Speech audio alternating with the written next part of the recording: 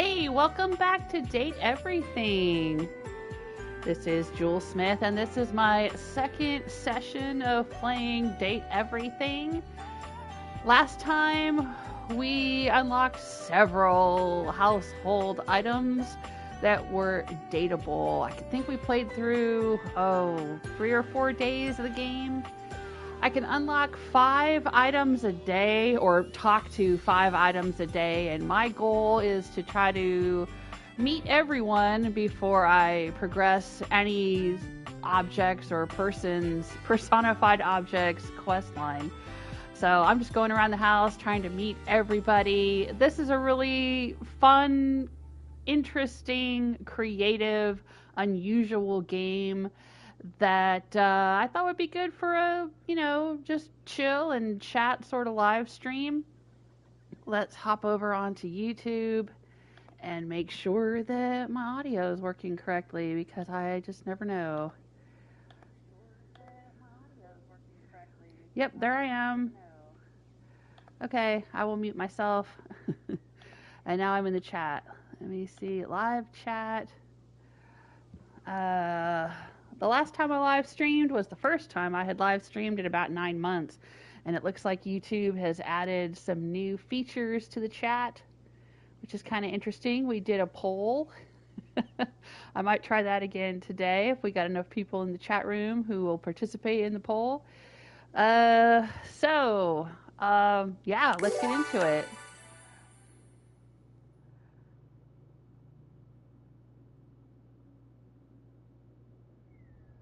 I mean, it's kind of a strange premise. I have these, I don't want to say magical, because I don't think it's really meant to be magic, but I mean, come on, if you can interact with personified versions of your household items, that's pretty magical. But I can put them on by hitting the triangle button, and then it shows me the various objects that I can talk to. Like, I could talk to my diary, I could talk to my bed, I could talk to Teddy on the bed. We talked to the towels in the closet yesterday. Yesterday. Today is Friday in the game. I think we started on a Tuesday or Wednesday or something. There's some kind of interactive job / chat / meta story thing going on with this workspace. I had a job and then I immediately got sort of laid off or something. I don't really know what the meta story is. I think it's just a way to explain why the glasses exist. And I've got this cord, like Discord, where this Tinfoilhat guy keeps talking to me. He's the one who apparently invented the magic glasses. But okay, there's really not anything else to do in the game except go around and talk to the various objects in my house. So let's do that. I'll put the glasses on. And let's see what we can talk to in here. This was intriguing to me. There's a triangle in my closet.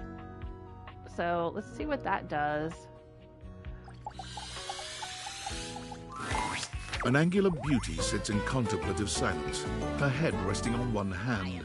She doesn't greet you even when you stand directly in front of her. In fact, she doesn't even look at you. We're automatically friends? Okay.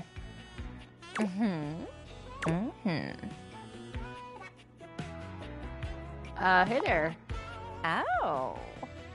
You're disturbing my thoughts. Okay. You're too pretty to think. What's important enough for you to be so rude? My bad. I'll just say my bad. You're bad? Seriously? God, you're so boring. Well, that's it. My fantasy bubbles officially burst. Name's Tina. Tina Triangle. Why would she immediately be friends with me and then start being rude? Is that just her personality? And before you got here, I was having a nice little fantasy. About what? Tina forms a small triangle with her fingers. A love triangle. Greatest shape in the world, especially when it comes to love. Okay. Matter of fact, it's the only shape I'm interested in. Oh, okay. So she likes being in a throuple. Yeah, this game is rated M for mature, and it's a parody of dating games, and there's all kinds of mature content, so if that's not for you, then this is not the game or the live stream for you. I'll just say that right up front. But I'm gonna hop over to my Discord, and I'm gonna let everyone know that I'm streaming. I do have my own Discord, but if you want to get in there, you've got to be a channel member or a mod or a long time channel friend / supporter. Let's see.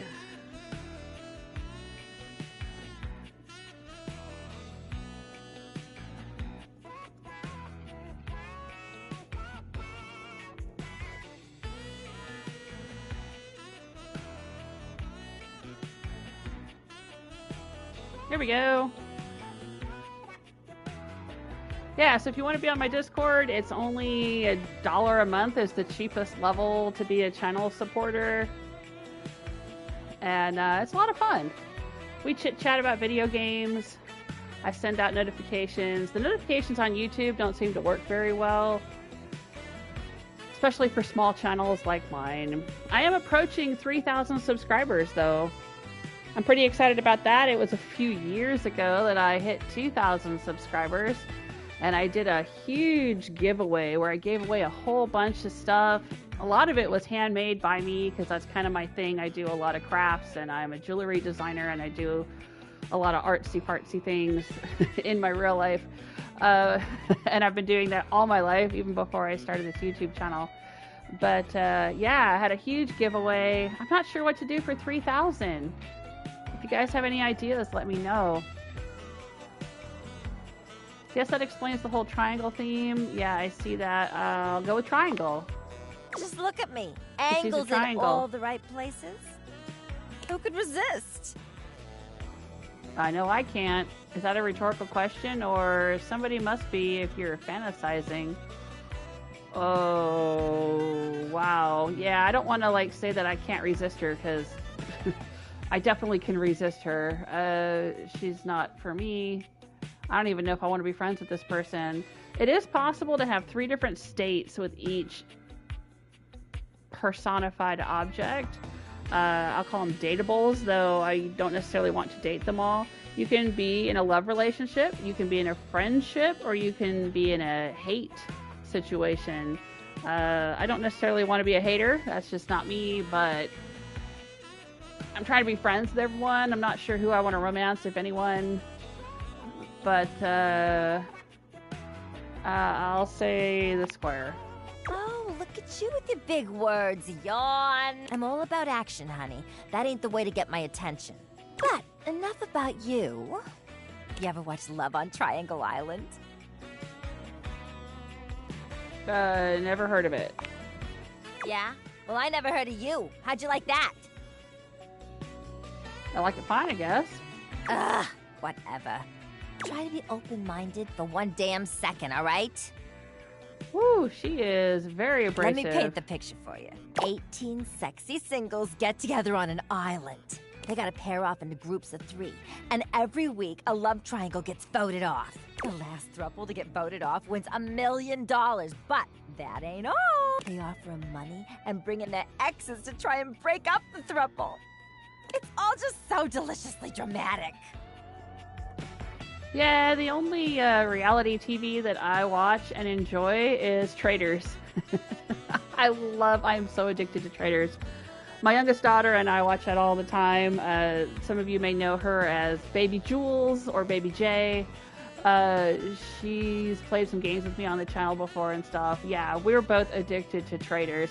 We watch Traders UK, the Traders US. We watch Traders New Zealand. we really want to see the new Traders Ireland. But yeah, we love and Traders Germany. We want to see that one too. I don't know where we can watch it though. We got to figure that out. Hey, Herman. Welcome to the chat room. How are you doing? Who is this? Rather, what is this? She was a triangle, which is a little instrument, like a little triangle-shaped piece of metal that makes a little chime sound. They use them in orchestras and things. She was just sitting in my closet, and I saw her I saw the triangle in there yesterday when I was talking to the towels. I didn't know if it was an object I could interact with, but yeah, apparently she is. Is that what you were thinking about before I got here? You should be on that show. It sounds toxic as hell. I'll say the triangle one. Yeah, before you interrupted me. But now I'm here thinking about you instead. Go on somewhere else now. My fantasy was just getting good and I'm trying to get back to it. Okay, bye. Maybe. Bye. Alright, so that's the triangle. Let's look at our Date-a-Dex. Oh, it says Skylar Specs is new. But we met Skylar Specs yesterday. Skylar Specs is the personification of the actual glasses that I'm wearing. Voiced by Felicia Day. She's done a lot of stuff. I think I first saw Felicia Day in Dr. Horrible. And then she was doing Mystery Science Theater 3000. And she's done lots of other things too. But yeah, cool. Felicia Day. Where's the triangle? Can we sort? I see there's a sort button. Can we sort by like, okay, newest. Yeah, that would be helpful. Then I don't have to keep cycling through the whole thing. I can sort by status. Sort alphabetically. Sort by number. Or sort by new. I'm going to sort by new. Oh, that's handy. Gray Delise. Or Delisle. You decided not to engage with Tina because of potentially difficult content. She's your friend. Is she though? Do I get points with her? I thought every time we had a relationship status, like with Dorian, we're friends, it says. But it said friends when I first talked to her, but it doesn't say it on here, and I don't know if I got any points. There was a, here, let's sort by status. Luna said she was friends with me too, but it doesn't say friends. And I don't think I got any points from her either. There's these things called spec points. Right here, let's look at the spec points. See, I've only got 5 spec points under poise. So I haven't gotten any spec points from anyone else, even though the screen has flashed and said I'm friends with those people. Maybe it just means I can only be friends and I can't romance them or something, which is fine.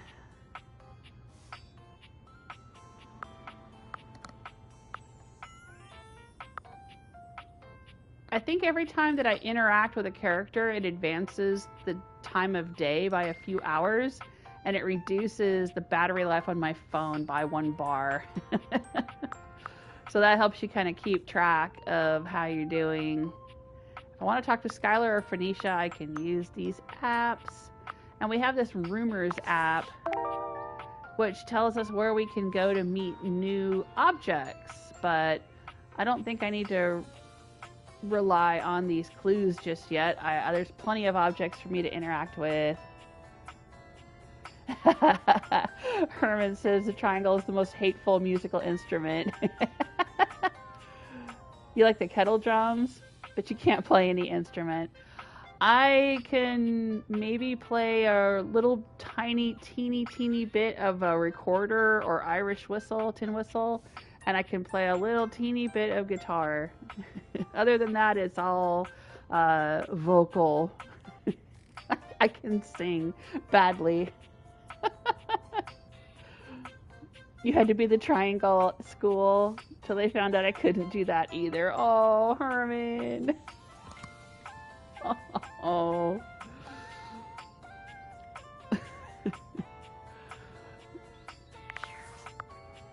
Okay, let's see. All right, we met the triangle. We've got 4 more objects we can unload. Unload. Unlock. Unload. What am I thinking?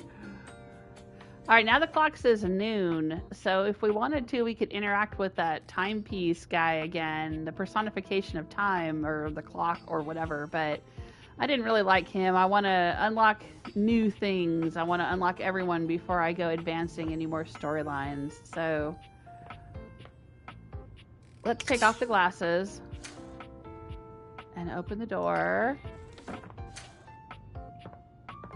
And let's see who we want to interact with next. I really want to get in here, but I'm not sure how. I know that the fuse box is really interesting. I've seen that in someone else's playthrough.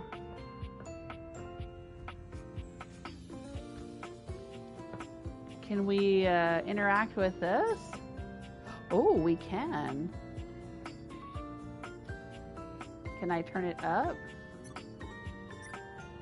Oh, no, it just makes it cold. All right, yeah, let's make it colder in here. I love cold air. Oh, I'm really interested in the ship in a bottle. Can I date the ship in a bottle? That would be an interesting object to unlock.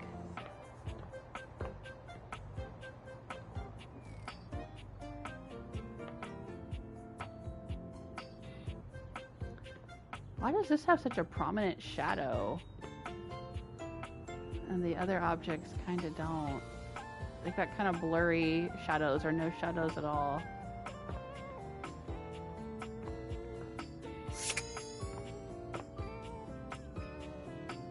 Is this the globe or the shadow of the globe? There's a presence in the room with you. You're sure of it. But you can't make anything out in the darkness. As you search for whoever it might be, they address you in somber, funereal tones. As the light fades and dusk draws, oh, hello. All hope becomes despair. Do you wish to proceed? Yes, please. Is that so? Let regret not fill your heart, then. Oh, have I found my fellow 90s goth here? Hark! Ooh, ooh. For your greatest fears manifest in yours truly. A monstrous creature takes shape from the Hello. darkness itself. A terrifying amalgam of bones both human and animal.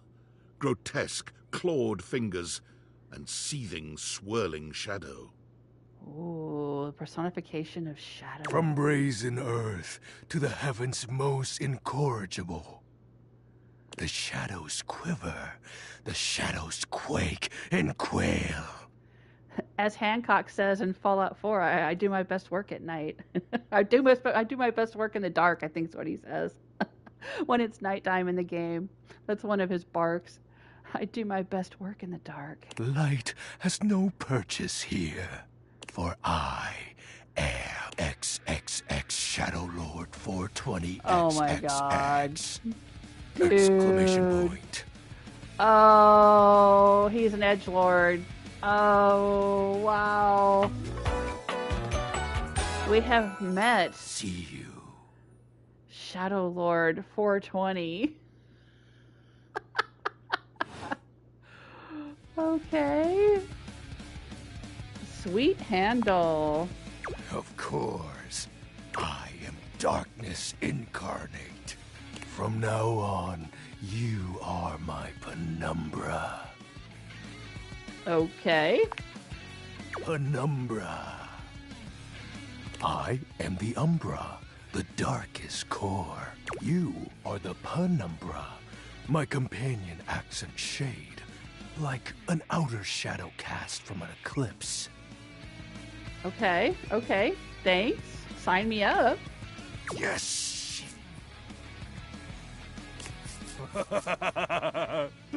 So tell me, Penumbra, what brings you to the call of night? I noticed that one of the shadows was wrong. Did you find that out on your own? Or did you use a hint? On my own, I guess. Observant. I enjoy those who observe. Was it in one of the hints? I don't remember if it was in one of the hints. It might have been from the Rumors app. You appear to be romancing the objects in your domicile. I see. You are embarked on a most interesting quest. Hey, hi Stella, welcome to the chat room. We work in the dark to serve the light, Herman says. Is that a quote from something? Ah, the phrase is from Assassin's Creed. Nice. I like it.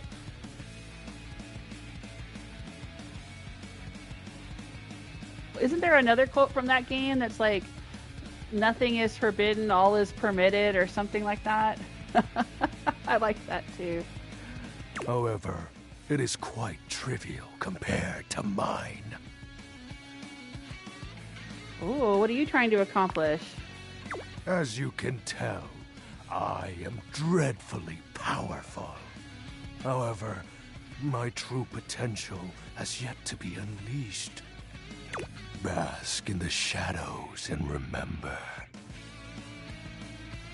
That sinking feeling you get when you turn off the lights as you return to your bedroom. Then this eerie primal instinct to hasten yourself kicks in while your heart begins to rumble with fear. That, my friend, is but a lick of what true darkness can do. A lick of what? Huh? Ooh. I hate that spooky feeling. I love darkness. I always try to keep the lights down. Yes. You help my power grow. But with that said, I'm afraid to say my power is waning. Oh, no. If not for your summoning ritual, I may be.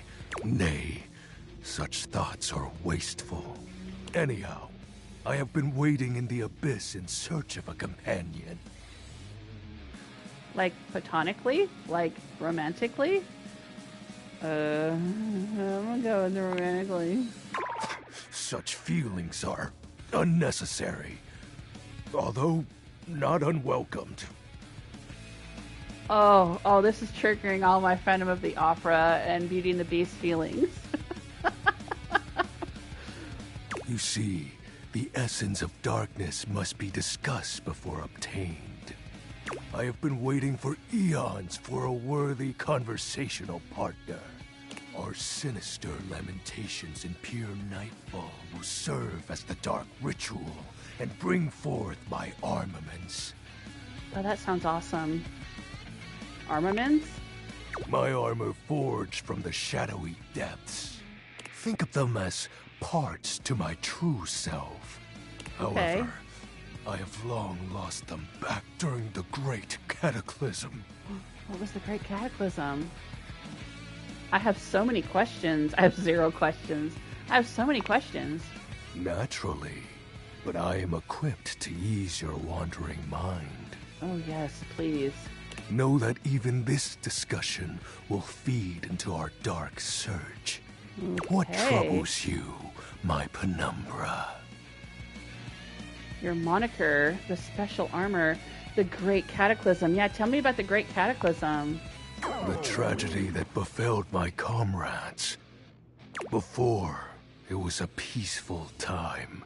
My fellow denizens of the dark and I conversed in the shadows. Then, suddenly, a great power beyond any of ours divided us. I have not seen my allies since, and at the same time, my armament was lost. What was the power? Let me guess. Light defeated the darkness? I'm gonna ask him to explain it. It is an unexplainable force beyond reason. But that won't matter once I am at full strength. What troubles you, my penumbra? The special armor. I'll have you know that these aren't just any normal raiments. They have no physical form, My armor is of a corporeal shade. But after I obtain just a single piece of it, the pressure of my dark aura will rise exponentially. Okay, Herman corrected me. Yeah, the phrase is nothing is true, everything is permitted. Yeah. I always liked that. That was good. How do we find the armor parts? As I said, by having conversations, we initiate the ritual. Okay. So if I return and keep talking to him, I guess I'll progress through his quest line, which is to get his armor back. Join me in darkness, and my power shall inevitably return. Okay. What happens when you get your full armor? I descend into the Vanta black pools and re-emerge as my true, awesome form. I sense your curiosity. Stay close, Penumbra, and you shall someday see. Okay. What troubles you, my Penumbra? Your moniker? While it may appear childish, it is a title that bears significance to me. Even creatures of the dark are entitled to nostalgia, and its relevancy continues to capture my very essence. Lord of Shadows. What about the X's and 420? Signature embellishments. Sure. You'd be surprised how popular of an identity Shadowlord is. No, I would not be surprised, because when I was in high school, I actually knew a dude, and this was back in the 80s, okay? The 1980s, I knew a dude who used that as his moniker / handle. We called it handle back then when we were doing like online BBS groups and stuff like that. Dial-up BBS, bulletin board services. Oh man, yeah. I knew someone who had that. Shadowlord. Can't just have anybody proclaim they are the true Lord of Shadows. He wasn't this cool though. Which is why I leave my mark as such. Shadowlord falls silent for a moment, as though listening for something you can't hear. He makes a fist, nodding to himself. Can this be? He spreads his arms wide, opening his clawed hands as if to receive something. Yes. The dark power begins to creep and course through me. That laugh.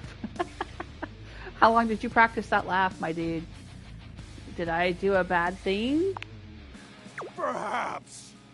I knew I had a good feeling about you, Penumbra. A piece of my armament has returned.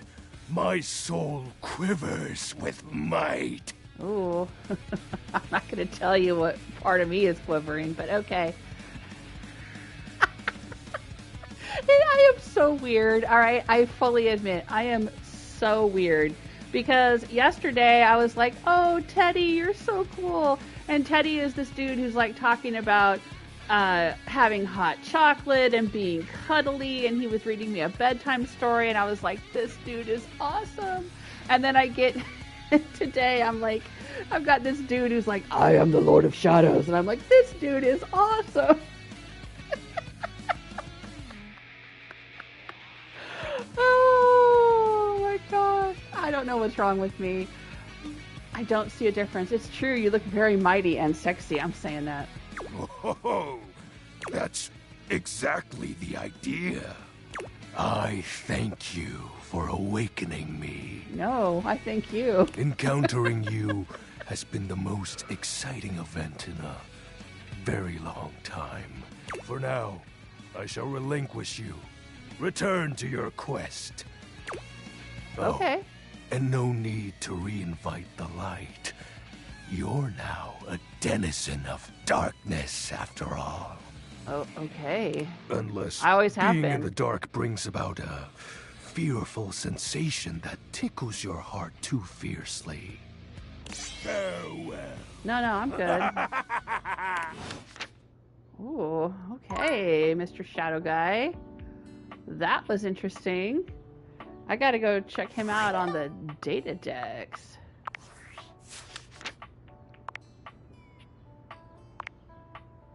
You've met a peculiar being with the name XXX Shadowlord 420XXX, who now refers to you by the name Penumbra. Yeah, it's really cute. I love it. He has apparently been waiting for a worthy conversational partner to help him bring forth his armaments. He refers to a terrible time in the past known only as the Great Cataclysm. It's all a bit overblown. Is it, though? Come on. Let him do him. As the light fades and dusk draws, all hope becomes despair. Hark, for your greatest fears manifest in yours truly. Shadowlord 420, this totally badass embodiment of darkness, is an emperor of fear. The Nightmare Lord is a being of mystery. No one can truly know him. He is the ultimate being and cannot be stopped. What do you mean you don't believe me? Likes bands you wouldn't have heard of.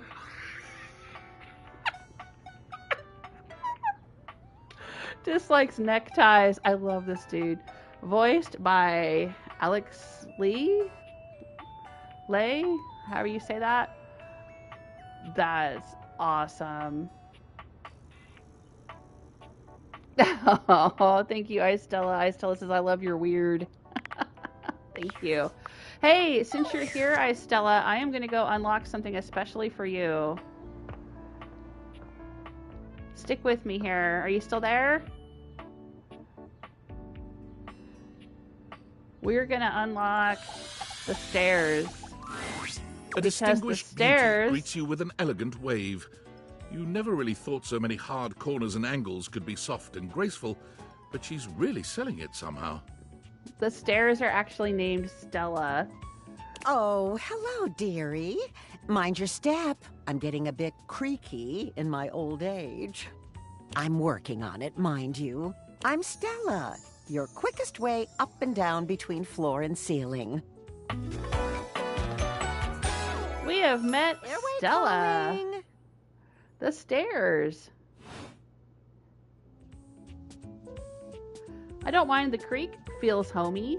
You're a noisy old thing, aren't you? Good for you. I'll say I don't mind the creak. Well, aren't you a sweet summer thing? I appreciate the sentiment. Still, one step at a time, all right? Just in case. And step and step and step and step. Oh my gosh. Sammy's in here with me. Hey there, you blepping? He's got his little tongue out. You blepping? He was licking his paws. He's laying on the cat castle that's right next to me. In between me and the window. Yeah, I'm gonna get you. I'm petting him. I'm gonna get you, little guy. Hey, sweetie. Did you come to hang out with mommy while I stream? Aw, what a little dude. At least, that's what they say. One step at a time, that's a lot of steps. One step at a time, yeah. That's the way. Step on through. Laying it on a bit thick there. Maybe take some smaller steps. I'll be on my way then. I'll say maybe take some smaller steps. Oh, but you've got to dream big, you know? Hustle, I believe is the word. Hustle for what? Hustle has a couple meanings, I think. Hustle for what? Self-sufficiency. You see? Well... Stella looks everywhere but at you, trying and failing to find the words. Eventually she sighs, plucking up the courage from somewhere within her. Truth be told, I'm starting a business.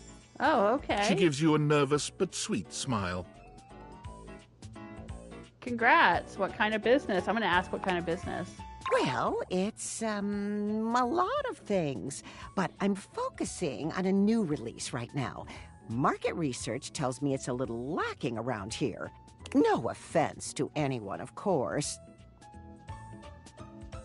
You mean me? Oh, goodness, no. Just everyone. In general. I imagine there'll be high demand. At least that's what the booklet says. Is she a real estate agent You or something? know, if you were interested, I could get you in on the ground level. Have you ever heard of a pyramid scheme? I guess I'll ask that. I could say tell me more, but I'll mention the pyramid scheme. I mean, I've heard about the pyramids. Beautiful things, always wanted to see them. Never had the time. Probably a little too late now, though, isn't it? Oh, no, I've gone off book. Oh, it all seems so much easier in the booklet. Booklet? They sent it to me when I signed up. Stella's Steps to Success. How to sell that sale and change your life, generate passive income and financial freedom, all from the comfort of your own home. Stella pulls out a pamphlet from deep in her bag. Her bag that looks like a staircase. I memorized that part at least. Looks like someone's just scrawled your name in front of some boilerplate text. I think you're being scammed, Stella. Yeah, I think you're being scammed. Well, let's not get too dramatic. It's hard work, sure, but isn't anything? They even tell you that. Step 37. Not everyone will make it, but drive and passion are the fuel that fans the flame. Patience is a virtue, and success is for the virtuous. Hey, Sonic! I bet that's Patrick, isn't it? Jewel Smith, long time no see. Yeah, how you been? What's your favorite snacks these days? I just made some little icebox cakes out of gluten-free graham crackers, fresh strawberries, and homemade whipped cream. And they are so good. It's been a long time since I had graham crackers because I can't eat the real ones, but I found some gluten-free ones. Are you still liking Oreos? Yeah. We got some Oreos, and I was making some Oreo blizzards or milkshake kind of things. I wasn't eating them because they were like the regular Oreos, but I was making them for my family. Little vanilla ice cream, little Oreo, put it in the blender. How you been? Yeah, it's been like 9 months since I live streamed.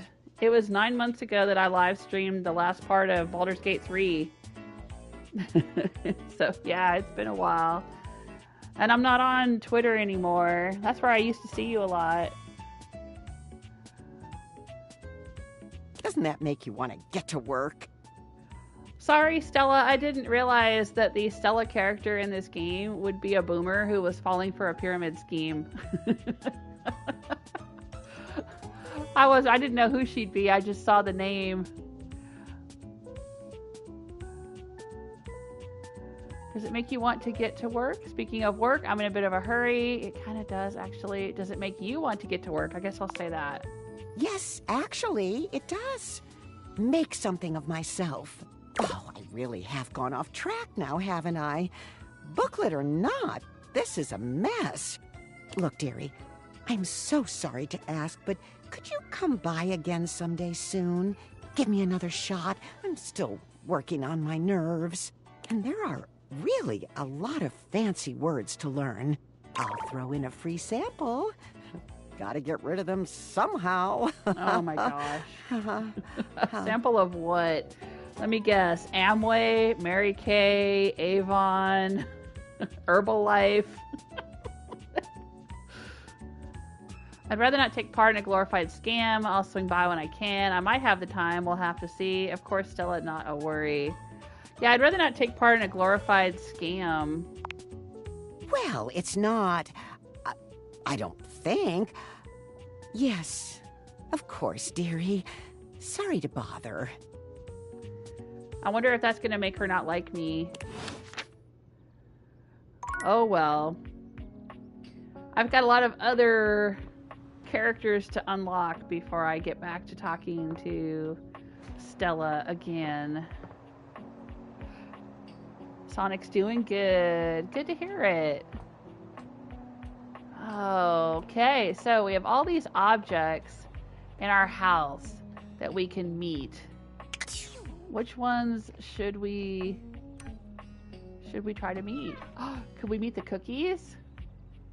Is that possible? Oh, it looks like it's possible.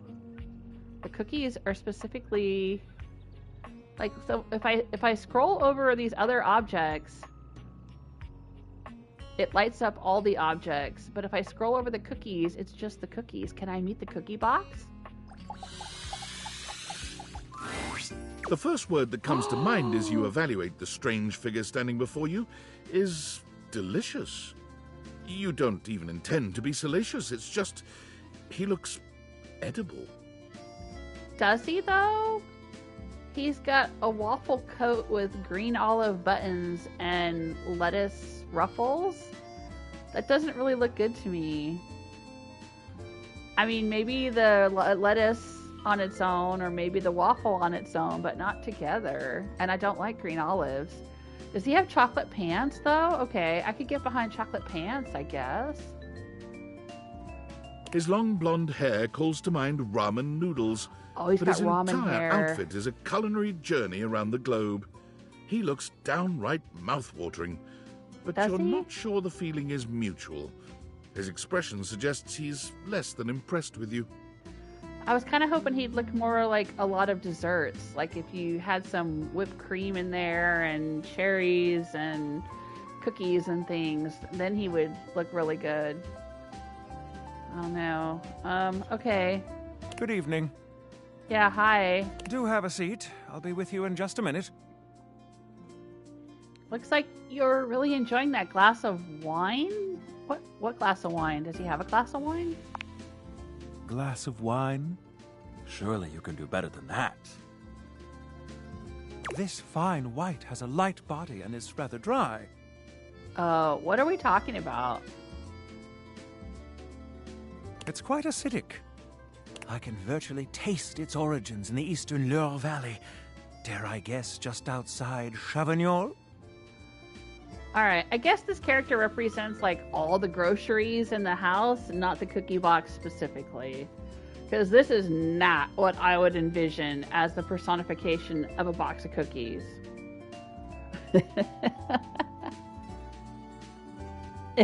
Right. Herman's saying waffles, noodles, chocolate, and olives? Yeah, no good combo. Yeah, no. Okay. And as its taste matures on my tongue, I detect notes of honeydew, grapefruit, and peach. He looks like he's got a sandwich, like avocado toast or something, for his collar. And a certain minerality. Flint. Gray salt. Definitely a Chardonnay. It's a Sauvignon Blanc Riesling then. I have no idea about any of these. I am not a wine drinker. I'm going to say it's not a white, it's a rosé. Oh, rosé. Do I look like I'm eating barbecued prawns? But where are my manners? Allow me to introduce myself. I'm Mitchell Linn, food critic extraordinaire. Like the Michelin star that they get at restaurants, fancy restaurants. Paragon of the perfect, advocate of the adventurous, and bane of the banal. Hey now, don't shortchange the banal. There's nothing like down-home comfort food. Salutations. Okay. Yeah, this is definitely not the way I would envision a personification of food. This guy's kind of a dick. You must really like food then, huh? I consider myself something of a foodie. Food, can't live with it, can't live without it. Have you heard of Soylent? I'm really into Soylent lately. Ooh, I don't even know what that is. Soylent Green? I'm not going to say that. I'll say you must really like food. Like it. I live for it. And not just food, but the whole of the experience. The ambiance, that interplay of sound, sight, and synth that whets the appetite and inspires the mind. The art of service, be it subtle theater, delightful formality, or downright brutish charm. And of course the meal itself. From the minutiae of the menu to the presentation on the plate and the very titillation of the tongue, dining in all its forms is the blood that flows in my veins. I highly doubt that. I can think of quite a few diners where this guy probably wouldn't want to eat.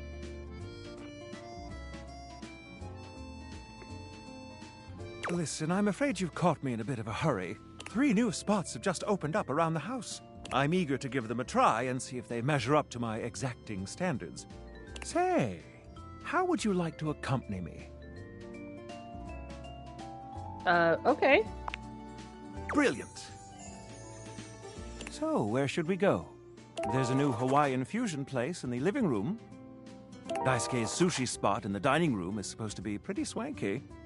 Freddy Yeti has an ice cream joint in the kitchen that's worth checking out. Ooh, ice cream.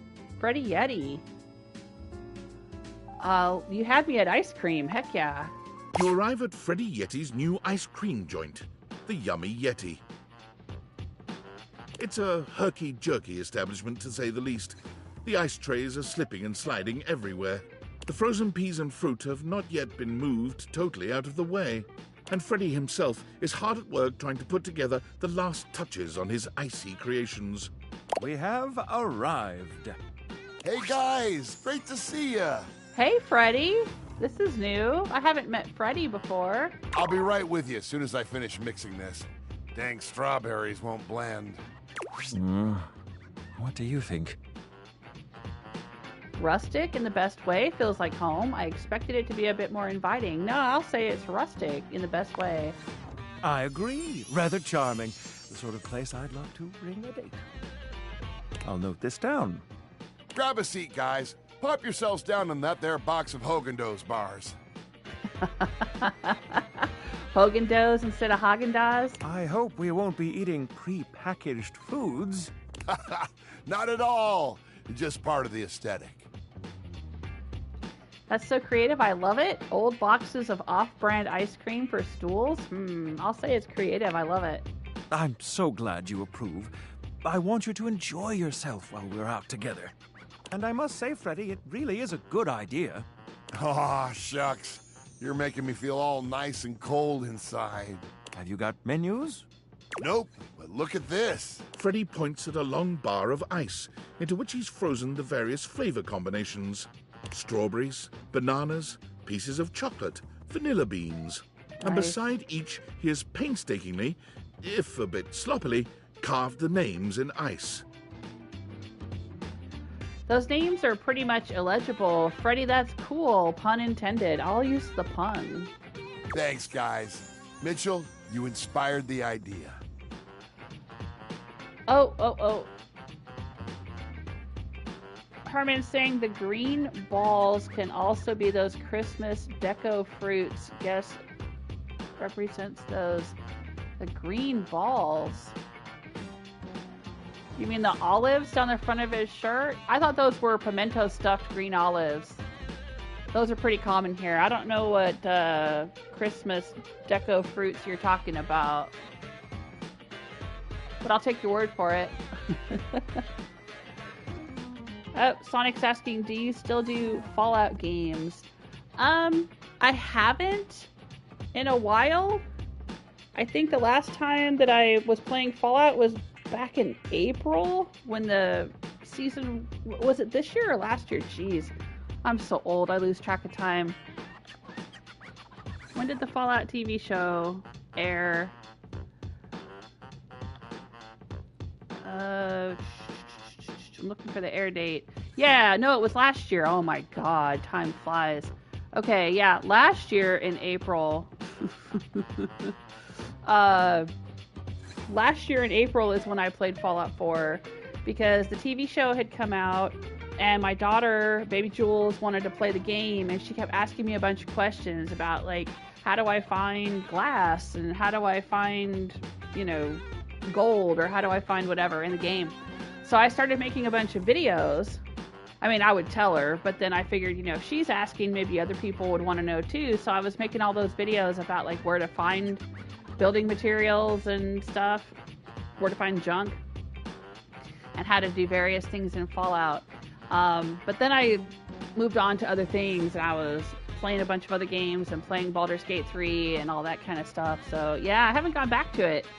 But Season 2 is coming out. There was a trailer for Season 2 that I just watched yesterday, and it's supposed to come out in December. So I was thinking I might go back to Fallout 4, maybe in November or December, and start doing some videos again. I probably won't live stream Fallout 4 because I've already done everything there is to do in Fallout 4, or everything I want to do in Fallout 4. And I've got 100% of all the trophies. I've, played through it with 2 different Soul Survivors. I've done all kinds of stuff in the game, but I might start making some videos again. Some more of those, where do I find this, or how do I do this in Fallout type videos. Oh, Christmas cherries, Herman says. Yeah, I don't know. I don't know if we have those here.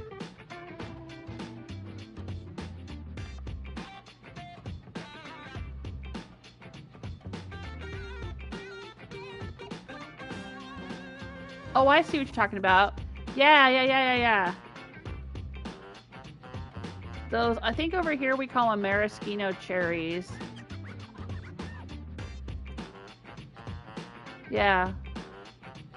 Maraschino cherry can be green or red.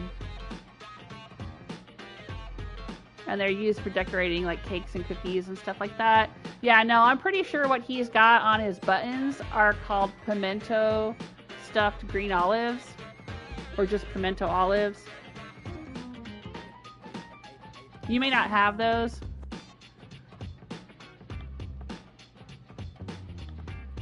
Where you are.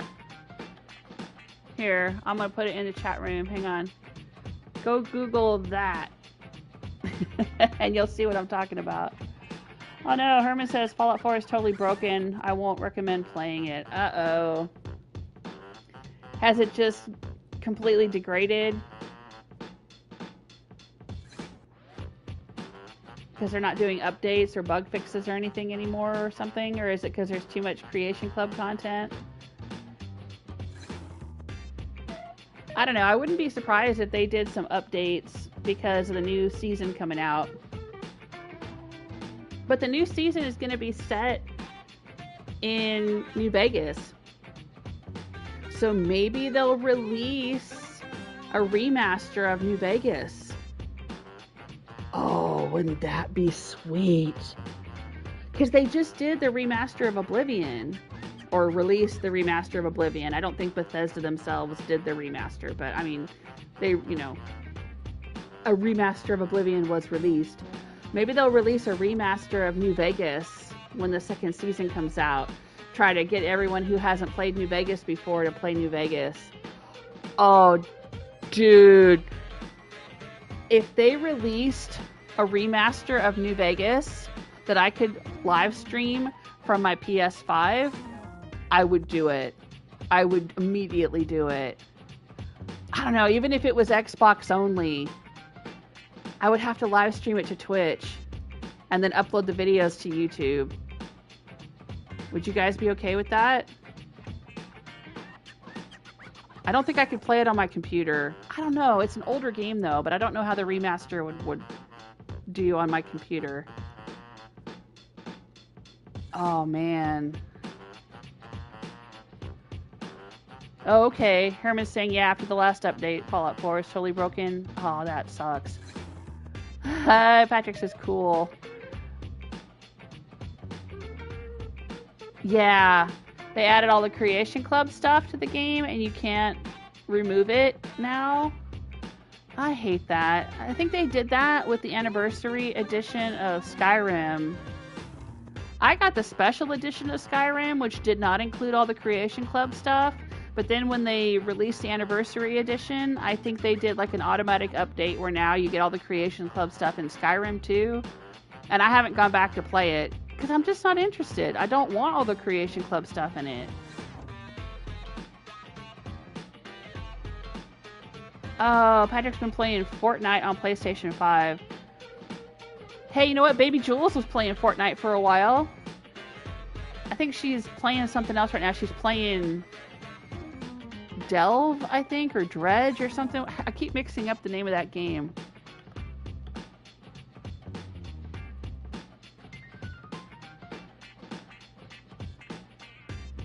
Yeah, I think it's called Dredge. I keep wanting to say Delve, but it's Dredge. She's playing Dredge right now, and she's really into it.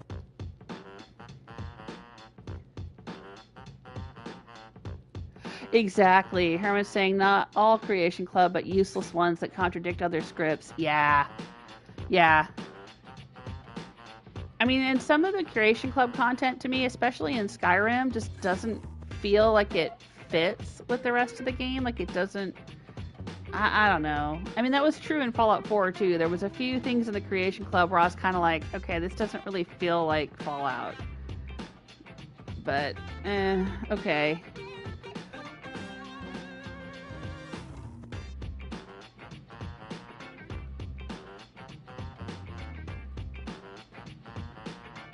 Herman says, you played them. I've seen that you did. I've played what?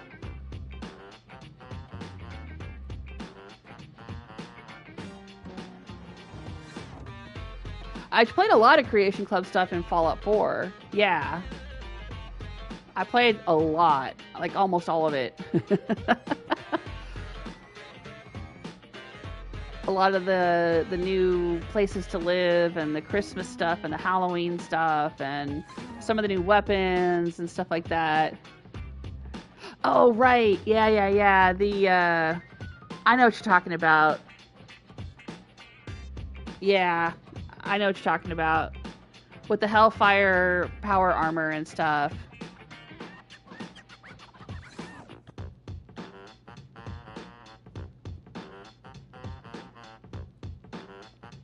The Enclave.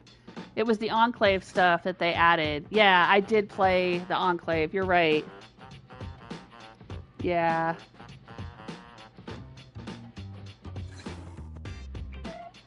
But the Skyrim stuff, I haven't done like the Skyrim fishing and things like that that were added to the game.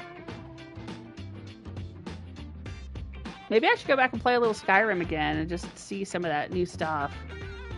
I was really disappointed with... I got a Creation Club place to live. It was one of the new houses in Skyrim, and it was just outside of Whiterun, and it was supposed to be this place where you could display all of your dragon claws and all of your dragon masks and all of the various, you know, unique loot that you could collect around Skyrim. And so I was super excited because I was like, oh, that'd be so cool to have a house where I could display all that stuff. But when I went and put it all in, it was glitched, and every time I would go back to look at my displays, everything would be out of place. Well, not everything, but like, you know, one object would be messed up, and then I'd come back and another object would be messed up, and then another object would be, and eventually like everything was all a mess. And I checked back several times, and as far as I know, they never fixed it. So it was like, it was just disappointing.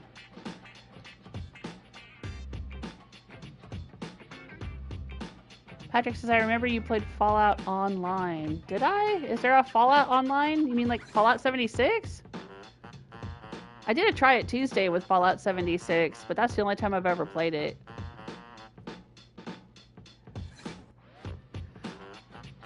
Alright, yeah, okay, let's...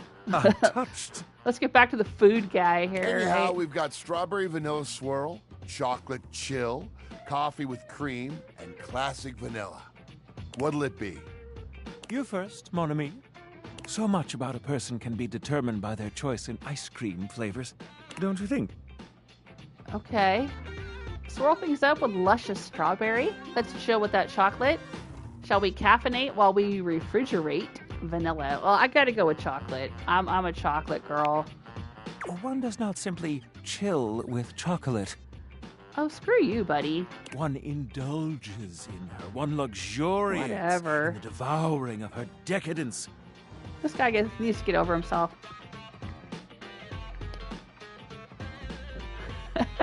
I don't know why it's so easy for me to indulge the shadow guy in all of his little weird quirks, but I don't want to indulge this guy. I'm like, get over yourself. And I'm sure there were people that would watch the Shadowlord dude and be like, oh my god, dude, get over yourself. Yeah, it's funny how people are different, huh? Your lack of respect for the consecration of cacao has been noted. Oh, please. Well, don't just leave me hanging. How is it? Frederick, can I call you Frederick? It's absolutely sublime. Freddy, it's absolutely divine. You know what? I suck at lying. It's terrible. Sort of meh. No, I'll say it's good. Oh, that makes me so happy. I haven't met a chocolate I didn't like. Freddy, dare I say it, this is the most voluptuously iced cream I've ever had the pleasure, nay, the honor of tasting. Bravo, my friend. Bravissimo. Well, guys, I've only got one more thing to offer, and that's my every day is Sunday. That sounds interesting. Lay it on me, baby. First, we've got the ice cream. Vanilla and brown butter caramel. Oh, that sounds good. Just take me now, why don't you? Not a fan of caramel. Yeah, just take me now. Consider me titillated. Then comes the chocolate syrup, which has been heated. Next, we have a subtle glaze of butterscotch. Okay, you're mixing up too many flavors now, my dude. I'm sorry, but I love hot fudge. I love caramel. I love butterscotch, but putting them all together, I don't know about that. I like a banana split where you have 3 scoops of ice cream and you can get 3 separate toppings. That I like. But mixing them all together, like, I don't know about that. Maybe he's making a banana split. Oh, you slut. You're a naughty, naughty boy. Bit much, don't you think? I'll say you're a naughty, naughty boy. But we like it. Some ground roasted almonds for a crunch. I'd prefer pralines, but okay. A bit of whipped cream. Or peanuts or walnuts. And last but not least... I don't mind almonds, and I love ground almond flour. But, like, just almonds, to me, just taste really bland, and they kind of dry out my tongue. I prefer walnuts, or pecans, or macadamia nuts, or sunflower seeds, or peanuts. Yes, I've ranked my nuts, okay? I do love nuts. Give it to me, Freddy. Take me, you nasty animal. I think I got full just looking at it. Take me, you nasty animal. Yes. Yes. Well, my friends, that's everything I had for you. I know it's a bit rough still, but I hope you had a good time. I'm not exactly a trained waiter. We could kind of tell. Au contraire, I thought the service was great. Your service was good. I'll just say it was good. I'm good. Indeed. Perfectly suitable, Freddy. Thank you again for having us on such short notice. Keep an eye out for my review. Very well now, human, we must be going. Whew. It's getting late. It's getting dark around here, and I've only got one object I can unlock today.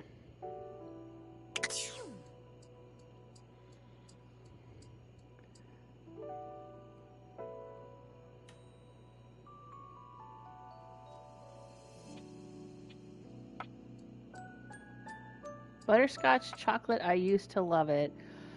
Oh, yeah. Yeah, I like butterscotch or caramel or hot fudge. But like separately, you know, like not mixed together. Like I would want to have hot fudge on chocolate chip ice cream or butterscotch or caramel. Oh, caramel probably on pralines and cream, right? Butterscotch probably on just plain vanilla. I don't know, maybe pistachio or something like that. But yeah, like separately. I wouldn't want to like have 1 scoop of ice cream and then put all 3 toppings on it. I don't know, that doesn't work for me. But yeah, butterscotch is good. Okay, what do you guys want to unlock? What is this thing here?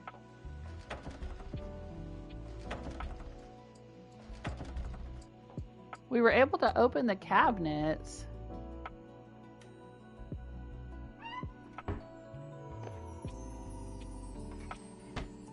Can we open other things? Can we open that cabinet? No. Oh, we could open the dishwasher. We could probably meet the dishwasher. Is there something in the dishwasher? Oh, wow. That sounded like a bunch of things broke. Careful opening the dishwasher. I wonder if we can meet the individual dishes. Can I close the dishwasher, please? It's not letting me close the dishwasher. That's weird. Okay. Can I turn on the faucet? I can. Can I turn off the faucet?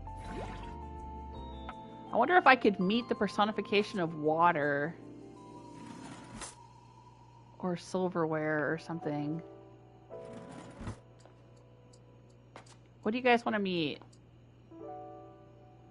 Can't open that.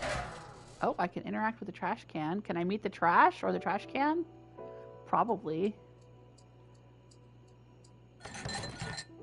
Oh, I can rattle the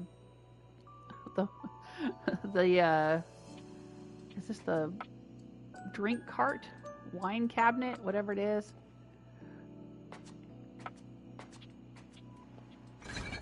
I mean, we could come over here and meet the refrigerator. I think that Freddy the Yeti guy was the personification of the fridge.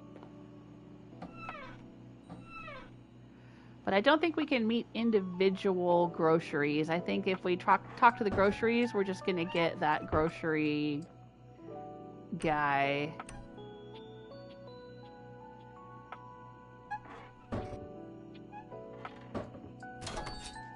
Oh, we can open the microwave. I bet we can interact with the microwave.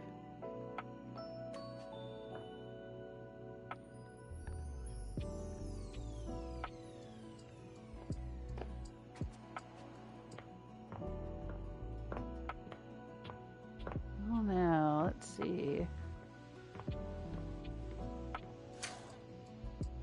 Here's our office. We could do the computer, probably. Can we meet the personified version of a post-it note?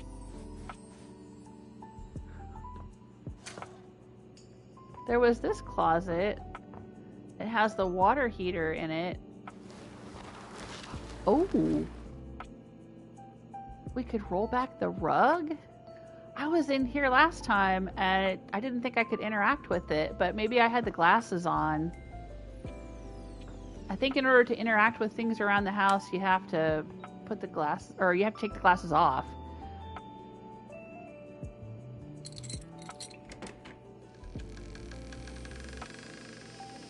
Oh, wow.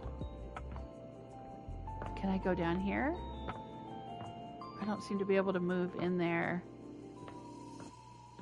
It's not letting me go down in there. Oh, maybe I gotta click on it. Okay. Ooh, we're in the crawl space. I wish I had a flashlight. What's this? Is it a key? What is that? What is all this stuff? Oh, what's this? A mouse trap? Oh, that's crazy. Let's put on the specs. Oh, that didn't really lighten things up much, did it? Can I meet the key?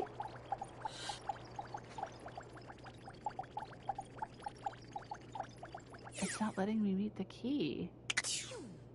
That's weird.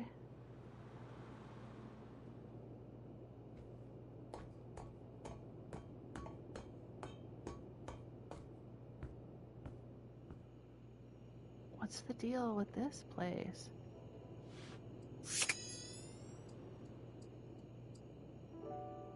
Can I meet the trap door?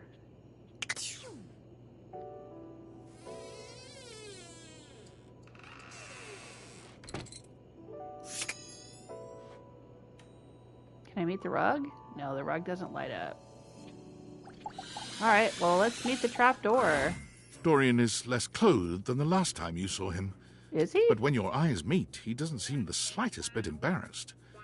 It's almost like he wants you to see him like this. Oh, okay. We already met Dorian during the tutorial. Oh, dear. Hi. Oh, my. Yeah, he had a big jacket on before. You've caught me in my horizontal state. Bow, chicky, bow, bow. Oh, Herman wants me to try the washing machine. Okay, we'll do that next. We'll do that the next day. After I go to bed tonight. I try to stay hidden under the rug, because this isn't a part of myself that should be out in the open. Well, why is that? I mean, I think it's fine. But being even out in us the open. doors have to cut loose from time to time. Put your shirt back on, dude. I'll pretend I didn't see anything. You look hot. Okay, normally I would not tell someone I just met that they look hot. But this game is all about dating, and I think it's kind of expected. I don't know. It just seems sort of forward, but I'm going to say I'll pretend I didn't see anything. You look hot. I wouldn't say that, though. I would say it some other way, like, you know, you look great or something like that. But I'll Dorian's say it. abs seem to glisten a little more with that response. Yeah, okay. I think a lot of the objects in the house are thirsty. Do you like what you see? Oh, I do. Not really. You should be more professional. I do. Well, you should. I like to keep in shape. Duty and all that. I've been thinking of getting some more tattoos. Okay. What do you think? Will they be more doors? He's got a bunch of door tattoos all over him. Absolutely. Cover yourself in ink. You look good as you are. Ugh, I hate tattoos. Hey, you do you, dude. I was thinking of getting a garage Dorian on my back. Oh, that's cute. One of the most interesting types of doors there are in the modern world. Brings me back to my drawbridge roots, when I toyed with the idea of going horizontal, full-time. Is he talking about making door porn or something? But you get older and, well, here we are. Thanks for chatting me up. We're friends, but... But... The ghost of a smile tugs at his lips. Even friends can have little benefits here and there. Ooh. Oh my, Dorian. Alright, well, we've used up all of our hearts for today, so even if I could now go down here and find out what's going on with the key and stuff, I'm all out of hearts, so we gotta go to bed. I'm all out of love, so lost without you. I'm all out of hearts.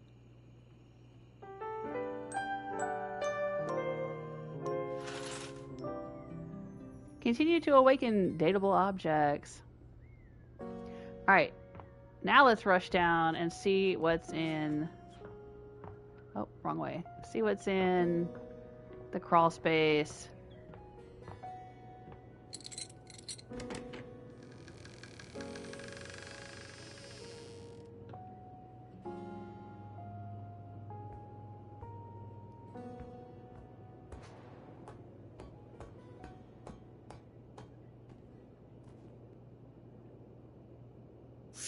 Put on the glasses. Now can I interact with the key? There we go. You're not sure what you expected to find in the crawl space, but it certainly wasn't this well-dressed, regal figure. I guess we had to go through the little whatever that was with Trap Dorian.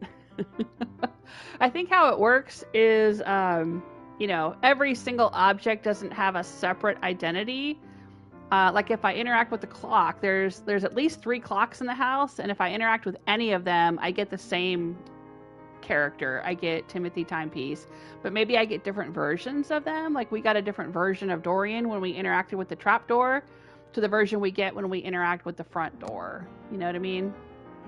So like if I interact with the groceries, we're going to always get that grocery guy, regardless of which grocery object I interact with. This guy looks interesting. He seems quite stunned by your arrival, but the moment you liberate him from his underground prison, he comes alive with joy and gratitude. Ah, fresh air. It has been far too long. Thank you. You're welcome. I mean, is it that big a deal? Of course it is. He's been stuck here in the Crawlspace forever. You're welcome. I have been trapped within that accursed Crawlspace for so long that well, I don't even know how long it was. Time lost all meaning under there. But never mind that now. I am Keith, and I owe you a real debt of gratitude, eh? Oh, look at that perspective with the key. That's nice. Keith, he's the key. We met a new dateable. Keith. Please tell me, is there anything you're wishing for that I can help you with? I'm actually looking for a way to get into the attic. Do you know where I'd find it?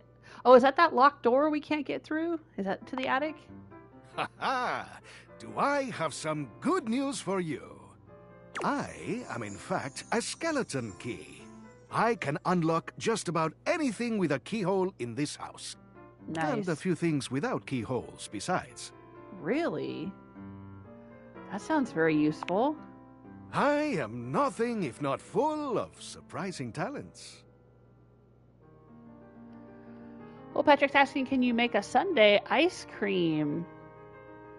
Oh, yeah. Yeah, I could make a sundae.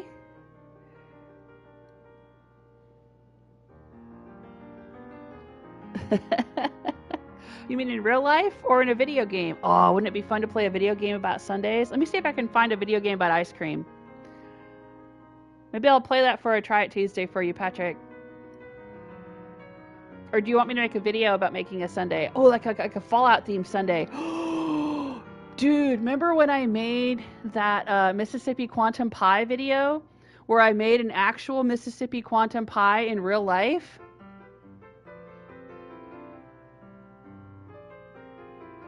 And I also did a video a while back where I made some monster freak shakes for Halloween. That was in real life. Did you ever see that one?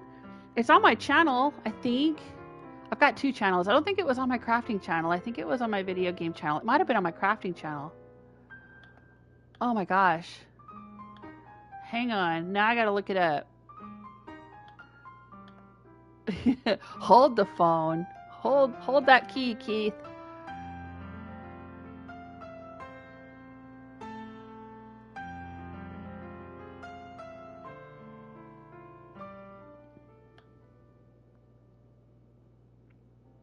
There it is. Halloween Frankenshakes. Yeah, it's on my my video gaming channel. I'll post it in the chat room. There you go. Ice Cream Maker is an actual game? Okay.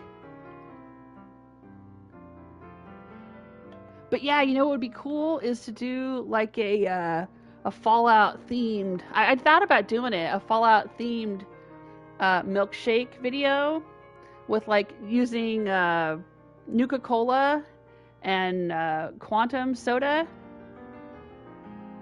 and making milkshakes or freak shakes. Freak shakes are like when you make a milkshake, but you add like, you make them huge and you add all kinds of crazy decorations and toppings and stuff on them. I had actually had the idea to make Fallout freak shakes, but I just never got around to it. I got more ideas than I got time and energy for, unfortunately. But yeah, I should bump that up on my list of ideas. Maybe I could do those for when Fallout 2 comes out.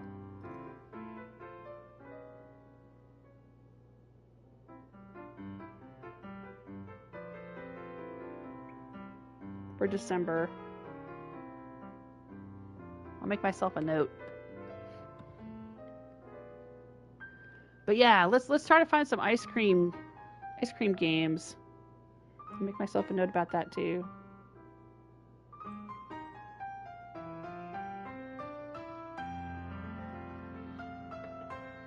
All right. So Keith, Dorian is giving you some trouble, eh? Nice to hear that some things haven't changed while I was gone. I didn't say Dorian was giving me trouble. Oh, why? Could I talk to Dorian at the attic door? I didn't try that. Because I'm trying not to talk to the same characters over and over again, but maybe I have to talk to him to get into the attic. Well, fear not. Dorian and I go way back. We were practically made for each other, he and I. Ooh. If you'll allow me the briefest intrusion into your pocket, I'll gladly accompany you. Without further ado, Keith leaps straight into your pocket. Okay. Cool, we have a skeleton key now.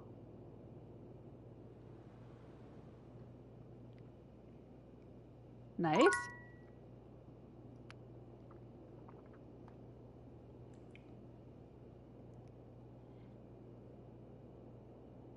Yeah, Herman's saying ideas. I have plenty. I even know what to use and how to. But your motor skills can't let you do it. Yeah. I've got so many ideas, but then just, you know, not enough hours in the day, not enough energy. There's always a million things to do. I'm trying to make more time, though. I'm trying to, like, make an effort to say, look, I'm going to spend X number of hours a week doing craft projects or cooking projects or something like that. Because I really love doing those things, and I don't get a chance to do them as often as I would like.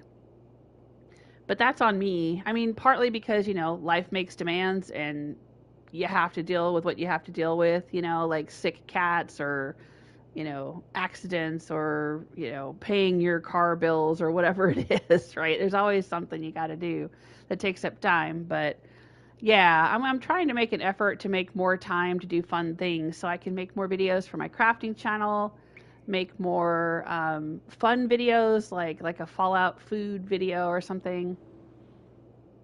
Stuff like that. Oh, thank you. Herman says, yeah, I've seen your lovely real-life creations. I usually put links in my descriptions of my videos to, like, my DeviantArt page and my Junk Witch website and stuff like that so people can see other things that I do. But I've got tons of projects that I haven't photographed and haven't put on my crafting channel yet. And I've got tons of projects that I want to make or finish. I've got things that I want to record myself doing, but then you got to, like, set up a camera and set up lighting and do editing, and, you know, it becomes a whole project as soon as you want to start sharing it on social media or YouTube or whatever. Ugh. Okay, we've got a couple of other objects down here. It doesn't look like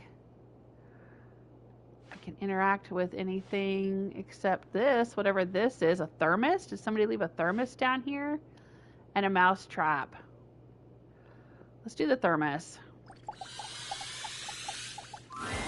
You see a concerned face peeking through what might be a cryogenic tube containing tape both sticky and cassette. The face notices your presence and begins to speak. Yes, this is Choice. I am officially found. What am I looking at here? Oh, a time capsule. Neat. Okay, a time capsule. You got it, compadre. Hey, mind letting me out of this thing? Wait a minute. So you're the thing, right? But also trapped inside the thing? If I let you out, are you going to cease to be? Like, dematerialize? Can you see me through that little window? I'm going to go with the first one. You're a thing trapped in a thing. Yup, I am both in and of the time capsule you now possess. Pretty rad, huh? Is he a time capsule of the 80s? We used to say rad in the 80s. Totally. I guess I'll let you out. The stranger who stands before you can best be described as 80s. Nostalgia given form. An assortment of 80s memorabilia sculpted into a well-muscled male figure. Woohoo! Yeah, I'm free! The 80s is surviving and thriving, baby! Oh, yeah! So he's got scrunchies around his wrist, and he's got another bracelet. Looks like it's pieces of a Rubik's Cube. What else has he got here? Is that a light bright on his vest and some floppy disks?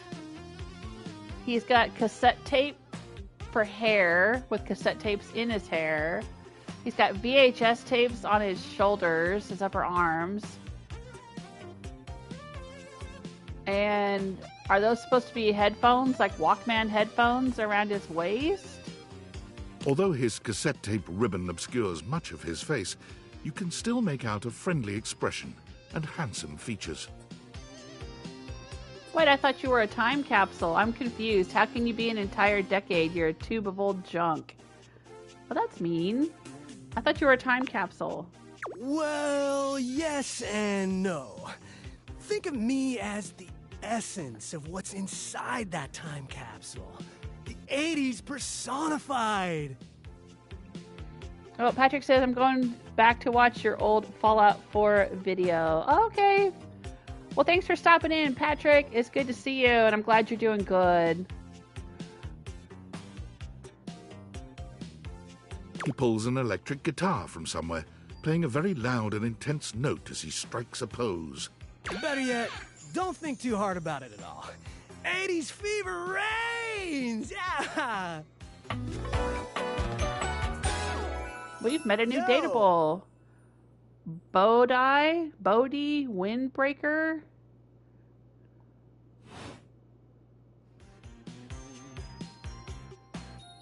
I love the 80s. Oh, as in the 1980s? I don't know much about it other than retro media. I wasn't even born yet.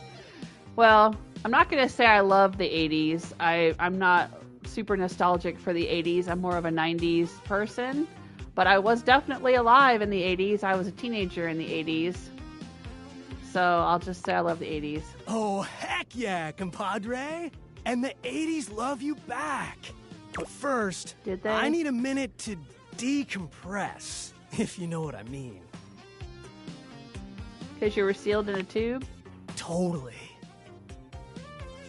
Tubular. Radical, dude. I'll say tubular. Nice reference, pal. Totally topical. Now you're getting it. Anything else you need? Are you good down here? Is there anything else you need? Nah, I might bop around the house a bit if that's cool. Sure. There was a lot of tube talk in the 80s, huh? All right, get some rest and we'll chat later. There was a lot of tube talk in the 80s. Well, tubular, I believe, referred to surfing. It was a surfer term. Huh. I guess so, now that I'm, like, hearing it out loud. I gotta look that up now. I always assumed it was a surfing term.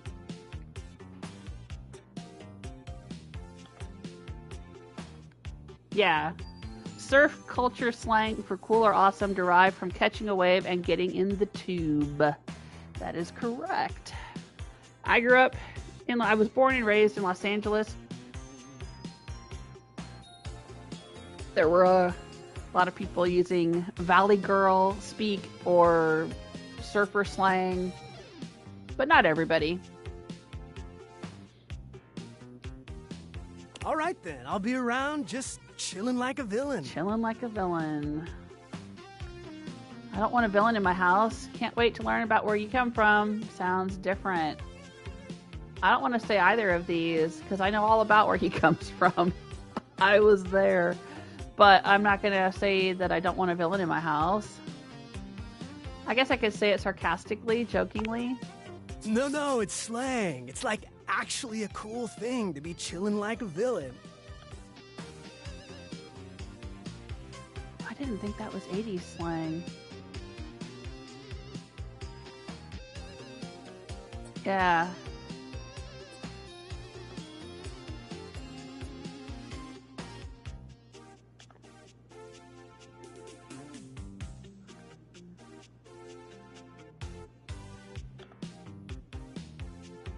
I'm looking.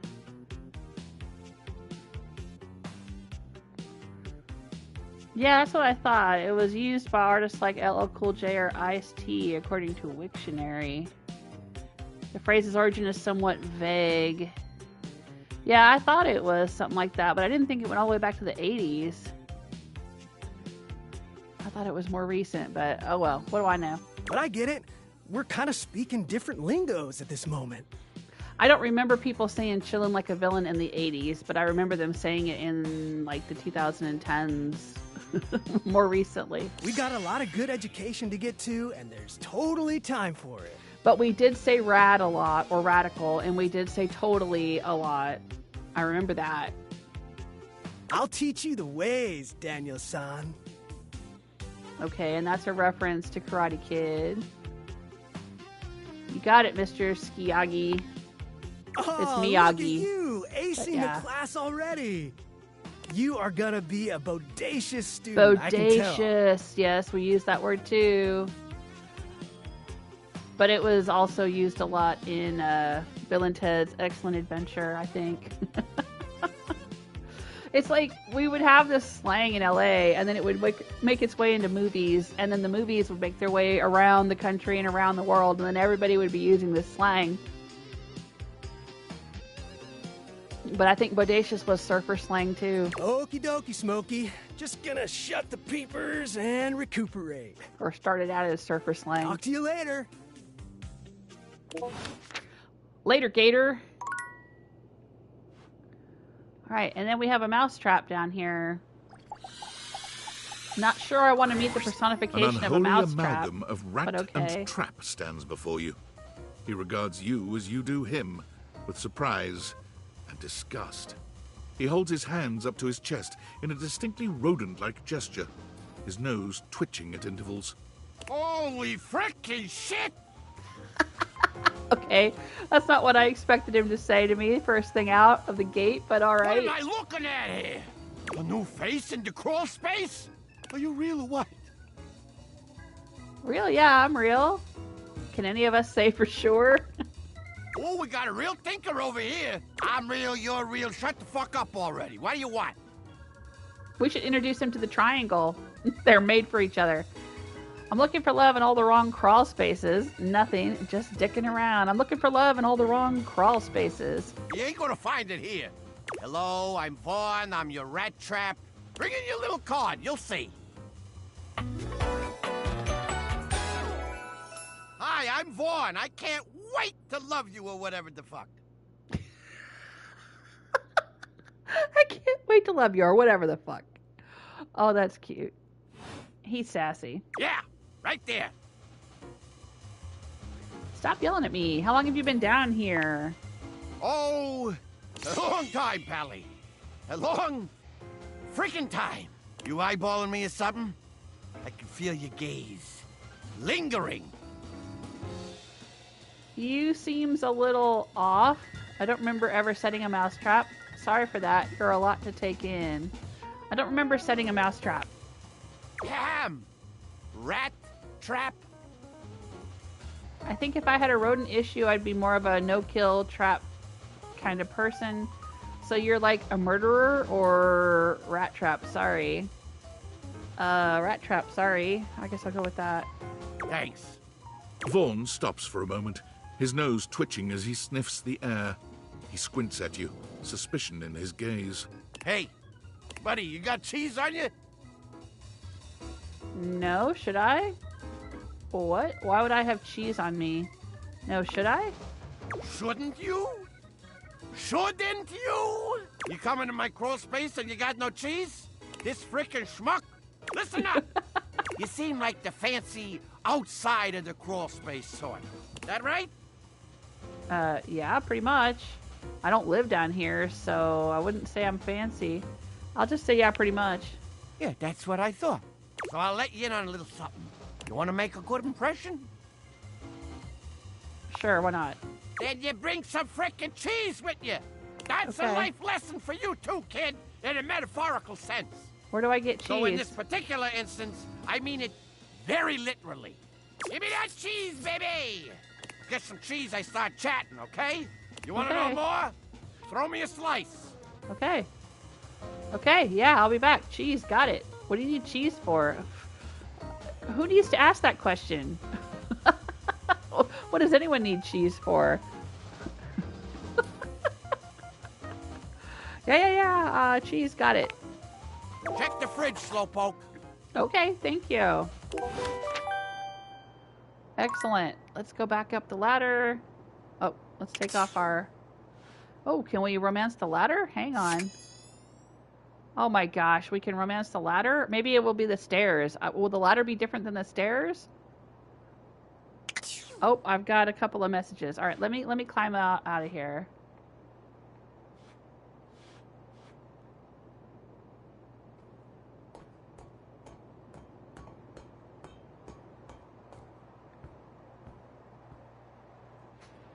All right, let's go find some cheese. And let's go awaken the washing machine. Herman had requested the washing machine. Alright, where's some cheese? I'm seeing pizza, oranges, carrots, orange juice laid on its side. Who does that? What kind of psychopath stores their orange juice like that? So it can leak out when it's opened. Oh my gosh, that's just wrong. I'm not seeing cheese. Bananas, apples, tuna, salmon, butterly, soy sauce. I'm not seeing cheese. Maybe I gotta talk to the refrigerator Yeti. Get some cheese from him or something. I don't know.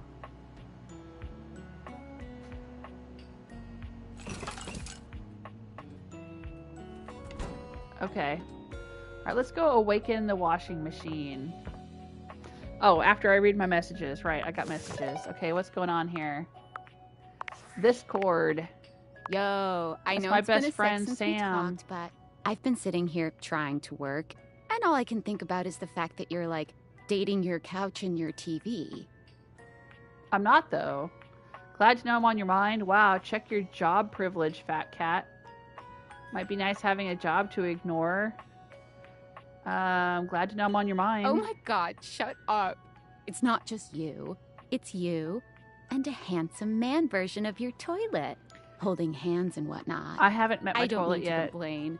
Just, I need to know how your whole, like, household object harem anime is going. I'm not sure, honestly. I think it's going good. It's going okay. It's going okay. Why do you sound unsure? They're all so weird. Dating is harder than I thought it was going to be. It's just complicated. They're all pretty weird, yeah. Well, yeah. They aren't, like, actually people. Don't be narrow-minded. Okay, but honestly, like, can you just tell me what it's like? Walking around your house and having, what, hundreds of potential suitors just around? Like, you gotta feel, like, super eligible, right? I definitely don't feel like that. I feel super awkward. It feels more overwhelming, really. I feel super awkward, yeah. Because now it's like I can't do anything. I'm going to feel like I've got a bunch of eyes watching me. Could you imagine if everything in your house was actually sentient and aware? And so it was like everywhere you went, you had to be careful that, like, they, you know, because they're watching you. And you'd feel guilty that you weren't interacting with them. Like maybe they're lonely or something. Yeah, no, I wouldn't like that kind of pressure. I feel super awkward. Aw, don't feel awkward. Just believe in yourself. I just gotta know one thing. When you're out here dating your appliances, are you guys, you know... Are we what? Do I know? Holding hands? Are we what? You know exactly what I mean. Spit it out, All right, Sam. Keep your secrets. If you don't want to kiss and tell with your furniture, who am I to make you? All right, well, I've wasted enough of my workday.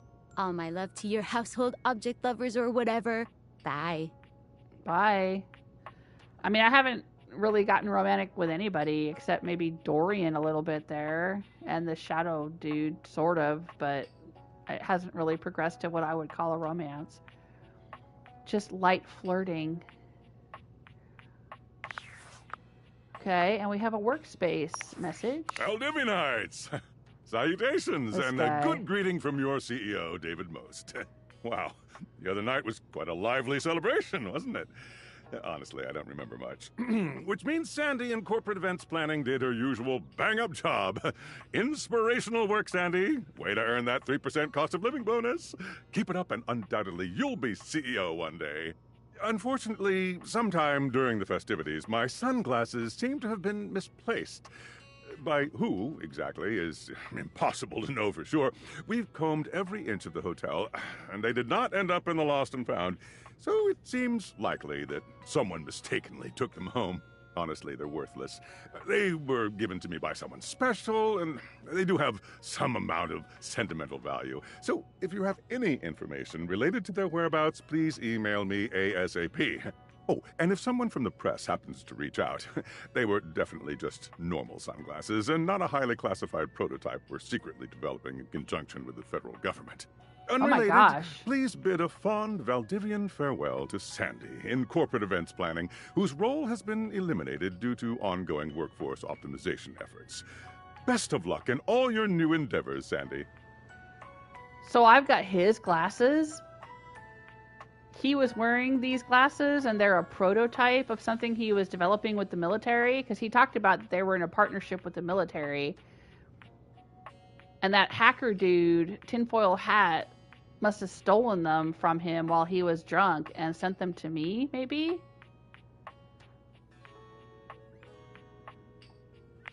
Ooh, the plot thickens.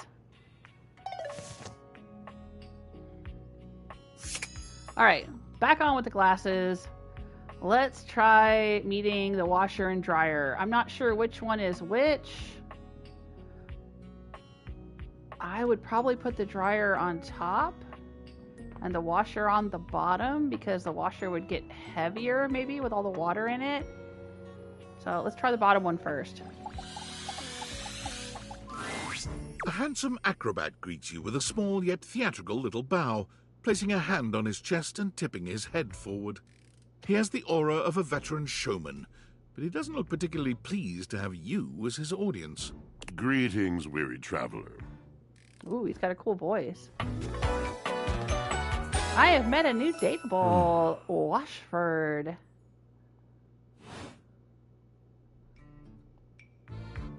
Hello, greetings. I am weary, thank you for noticing. Naturally. My senses are heightened when I'm in a mood. A mood, huh? Like a good mood? Sounds like a bad mood. Yeah, sounds like a bad mood. Yes. Yes. A long and solitary bad mood. For this, for everything, we are out of tune. I'm really sorry to hear that. Anything you'd like to talk about? I'm sorry to hear that. You aren't serious. You jest. Oh, I mean it. I'm interested. You're jesting. Just a little jesting. No, I mean it. You want to hear my story? Sure. I just want to hear your voice a little bit longer. For sure, unless your story's long. Well, that's a little discouraging. I bet you are one hell of a storyteller. Yeah, I'm going to say that. I am a servant to the drama of the heart. Lay it on me, dude. Oh. Sass. I don't have sass. I could say, oh god, another involuted inanimate. No, I'm not going to say that anyway, even if I could. See, like that, you just speak so beautifully. Truthfully, no idea what you're talking about. This should be good. You speak beautifully. I have to. It isn't something I chose. I'm intrigued. I am awash in the scurryings of lives. Countless lives. Countless stories. I am filled with water. The fundamental state of all things. Water. The tears you cry when you are born. When you are made. When you are broken. It is the sweat that drips from brows and shaking knuckles in alleyways, in schoolyards. It flows over its own frozen self down dry and grateful throats. It drops from noses in blazing sunshine onto lemon-printed bathing suits. It is the wellspring of ancient secrets, held in rough clay bowls. I am surrounded by it. Wow, this dude is deep. I have never thought this much about my washing machine. I'm remembering all the times I've left my clothes in the washer too long. I'm sorry. I'll say that. You cannot know the agony that exact decision has caused me. I cannot talk about it. You'll have to ask Drysdale about it. The pale betrayal. What's that? You have no idea. But not only that. Not only do I hold the limitless, the unfathomably simple. I hold the dirt of life. The blood stuck in denim from skinned knees comes to me. The stains of earth from a weekend spent burrowing into trees and the slimy, crawly things. The makeup smeared onto shirt collars and cuffs, streaked mascara, and embers of a lipstick that blazed once. All of this comes to me to be absolved. It may be dissolved, but it does not disappear. It cannot. This dude's voice sounds so familiar to me, though. Nothing does. Like, maybe the guy who voiced Mr. Burke in Fallout 3? So what happens? I must keep it all. It is a vast treasure house of memories, of senses, and it is safe with me. But how can I, just me, survive that? How could anyone bear the weight of that much life? I don't know. Tell me. Snacking, that's what I do. Tell me. It is the words. It is language. To be able to communicate. To share the burden. It is poetry that keeps me afloat in my own sea.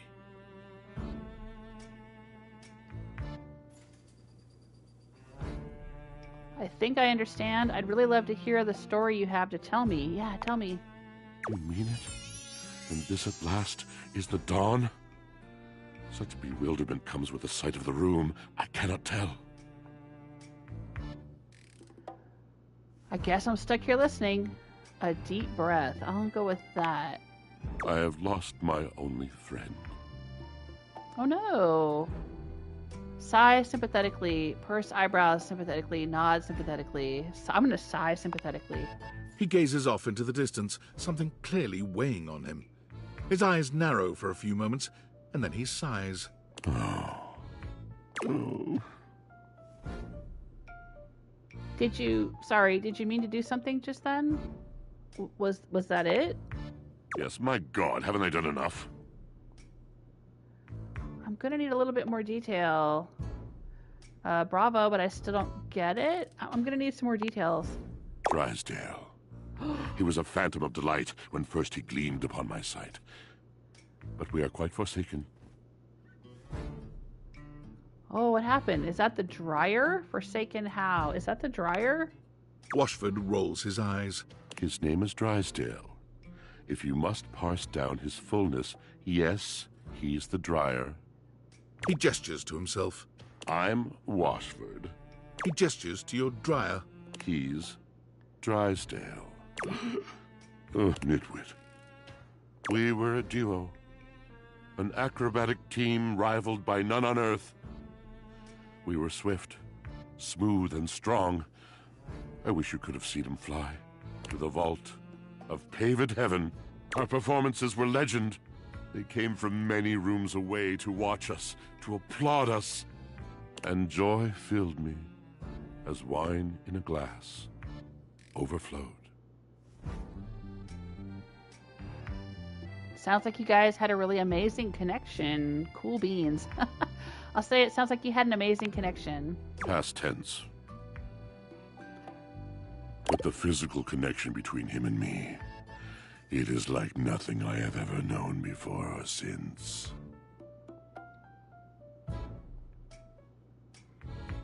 I could really go for a glass of wine, so what's the problem? Yeah, what's the problem? He does not need poetry like I do. When he talks, it is a breeze to my tempest. And to him my tempest seems but a suggestion, a rumor of rain in another man's country. But you had your art, didn't you? Seems like you weren't a good match. What about your art? Until we didn't. Until he was too busy to perform. Too occupied with other things to tumble with me. Oh no. The bond was broken. The bright cord severed. He abandoned me. But it looks like he's sitting right on top of you, dude. And when he was finally ready again, I was unreachable. Locked in my own chignon. Trying to claw my way back to a friend who could not hear me. The wall between us has been impenetrable ever since.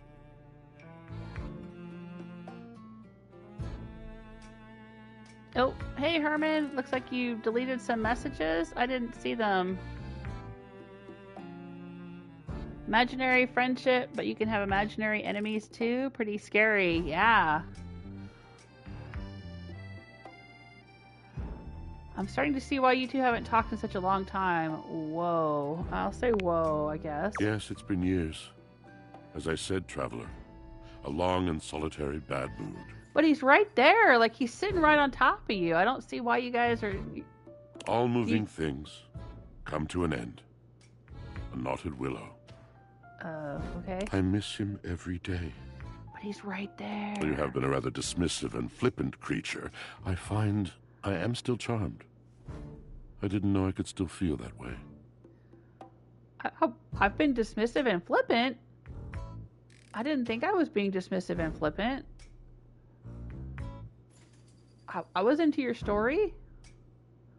Don't worry, these things have a way of working out. It just doesn't sound like you guys are good for each other right now. I don't know. I don't think he's told me enough to make a judgment like that. Don't worry, these things could work out. You're asking me to have faith. I would be hard-pressed to acquiesce if not for, well, I've tried everything else. Thank you, sincerely, for listening. It has been so long since anyone has stopped, has heard me. Okay, well that's the washing machine. Let's get the dryer's story, I guess. An acrobat in bright orange evaluates you with a smirk. His hair is streaked with grey, and there's a twinkle in his eyes that tells you this guy is definitely going to keep you on your toes. Well, hello there, new face. I may be quite excited to meet you. It's Neil Newbon! He voiced Astarion in Baldur's Gate 3, and I romanced Astarion in Baldur's Gate 3.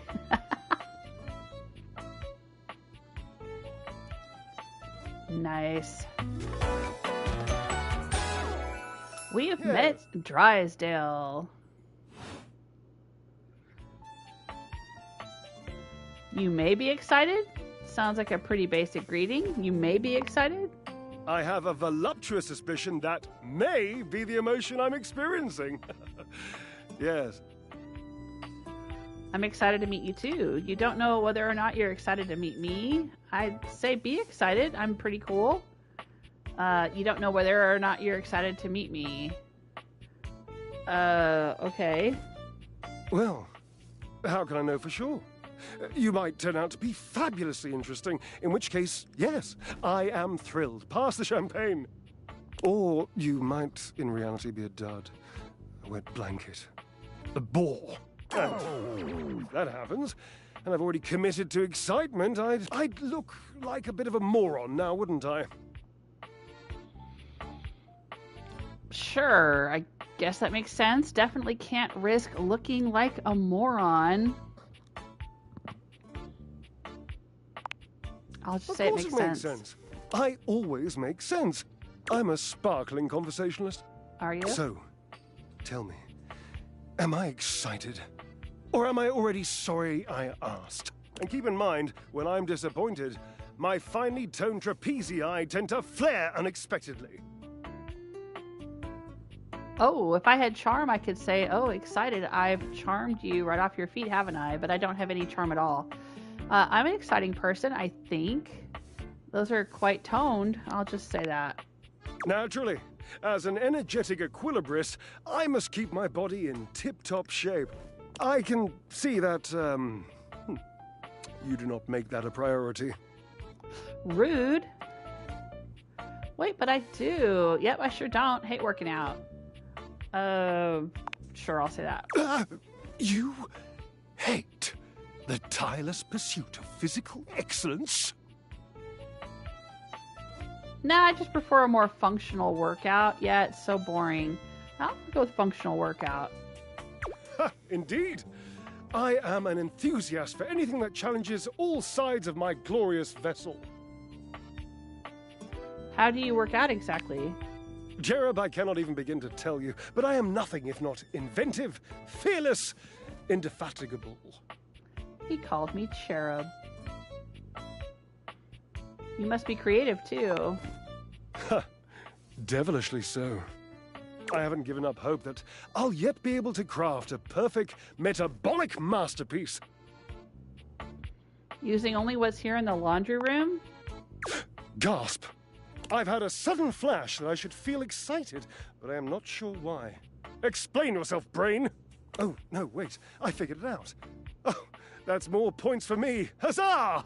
Would you, my new lovely acquaintance, like to help me create the perfect challenge for my body and mind? Would you help me invent a tango for the triceps, a conga for the core, a quick step for the quadriceps? I guess. Build a workout together? That sounds awesome. I don't think so. I'm really not a very fit person. Yeah, sure, I'll help you out, dude. Awesome! Yes, as in capable of inspiring awe, just like my obliques. Yes? Yes. Love the humility, dude. Obliques, we'll start there, sure. I know. I can lie down with Florence, grasp Titus by her intimidating epaulettes, and Russian twist her for 3 sets of 20! Herman says that's the first voice actor I immediately recognize. Lie down with Florence. Is he talking about the floor? Oh my gosh, I haven't unlocked Florence yet. Well, I guess we'll have to talk to the floor. Grasp Titus by her intimidating epaulettes. Titus? Is that a laundry detergent? Like Tide? What do you think? Who's Florence? Titus? What's that? Really don't think Titus is gonna like being twisted. How about a hanging knee raise instead? Yeah, I don't know if Titus would like being twisted. Oh, Cherub, you're right. I didn't even think of that. So, you've met her then? No, but I've heard about her, I guess. She might not appreciate being included in my sweat sesh, but twisted... Let's just say she has some dark and deeply held feelings. Ooh. I think maybe I'm afraid of her now a little. This is the weirdest laundry room.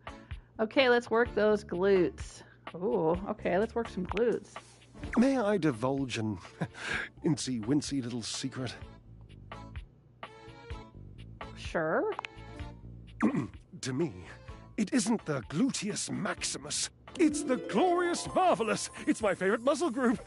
Oh my I gosh. love sitting on it. I'm that much of a fan. Then let's get it rockin'. Same here, weirdly. Do you have a favorite exercise for it? Let's get it rockin'. Ah, the perfect move. The deadlift. Deadlift, deadlift, deadlift. Ah, ambrosia. What's the best thing to deadlift around here? Look around. What do you think? The hamper? The washing machine? Oh, the washing machine. The washing machine. Yeah, the washing machine. Oh, I see. Do I see? I mean, I know they've got some kind of history, but I don't really understand what that history is. Yes, the washing machine. My Washford. I used to use Washford. You used to deadlift Washford? Then screw it. Let's honor those glutes. You used to deadlift Washford? Yes. I would lift him. He would lift me. My glorious marvelous. It has fallen into such disrepair in recent years. Oh, well, let's move on to your pecs and not worry about the glorious marvelous for now. Let's go get him and fix all this old miscommunication and get a real workout in. Yeah, let's work it out. You're right. Onward and upward. I emerge from the darkness, and like the phoenix rising from the ashes, I call my love back to me, my truest love and friend. Dear, you don't happen to have a feather boa on you by any chance? I always dreamed if I did something this dramatic, I'd be draped in a bright purple feather boa. I might. I don't. I might. Oh, don't worry about answering that. I know your garments intimately. And there ain't no boa. That little goofy laugh. Call Washford for me? Washford. What, like on the phone? Wait, are you kidding me? You are physically on top of each other and you're not talking? I'm saying that. Yes, obviously. If it were genuinely far away, this would be so much less torturous. But as it is the stuff of pure drama. Sumptuous, don't you think? You two are ridiculous. I can't believe I'm doing this. Washford. I'll just say Washford. Just wait a moment. He should be here. Yeah, he's right here, right in front of us. It appears your pipes are not glorious enough to traverse the great distance that still persists between us. You'll have to use your feet. Not as glorious.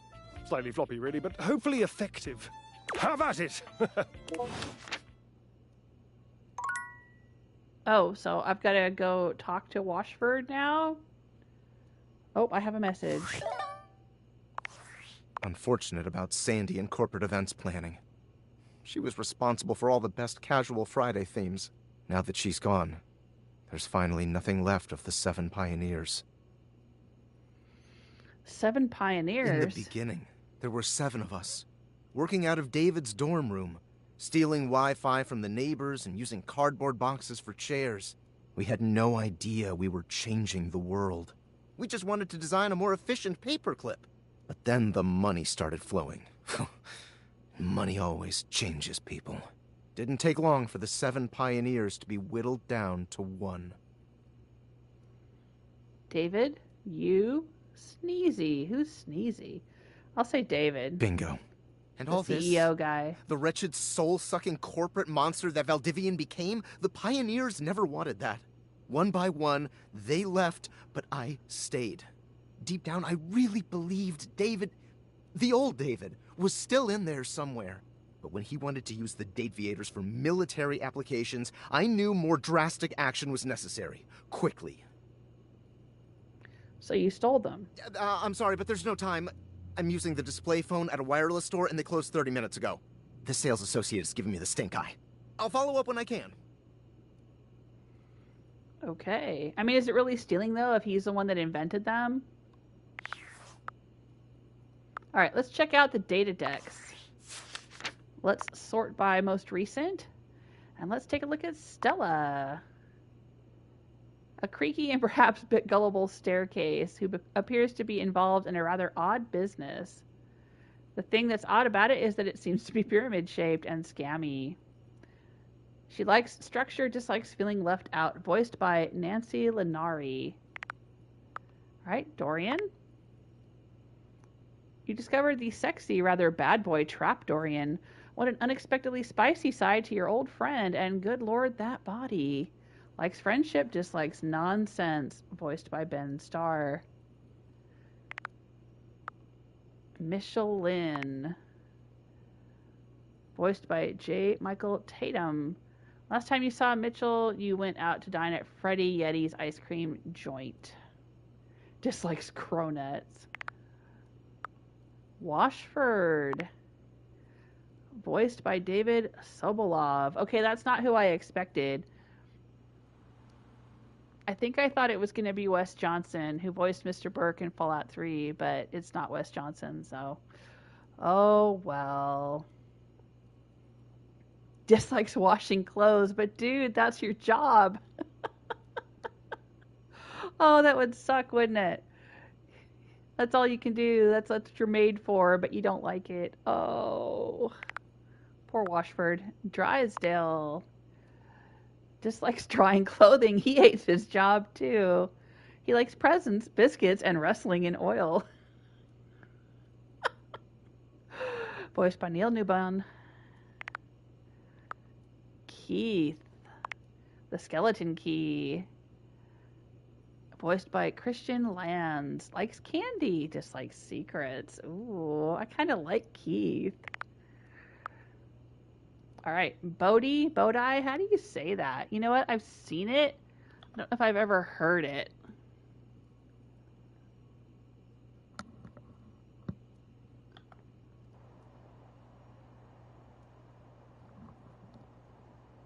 Yeah, Bodhi. That's what it says on the internet. Bodhi. Bodhi Windbreaker. Voiced by Stephen Booth. A radical relic from the 80s. Likes the 1980s, dislikes the 1780s. Okay. Vaughn Trapp. A surly, vulgar character who might just be a bit unhinged. Desperate for some cheese. Check the fridge. I did check the fridge. I think I'm going to have to talk to the fridge.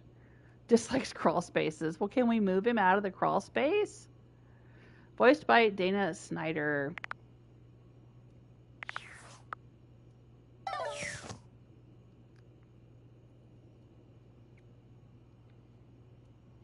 All right, we've used up all of our hearts for today. So it's time to go to bed and start a new day.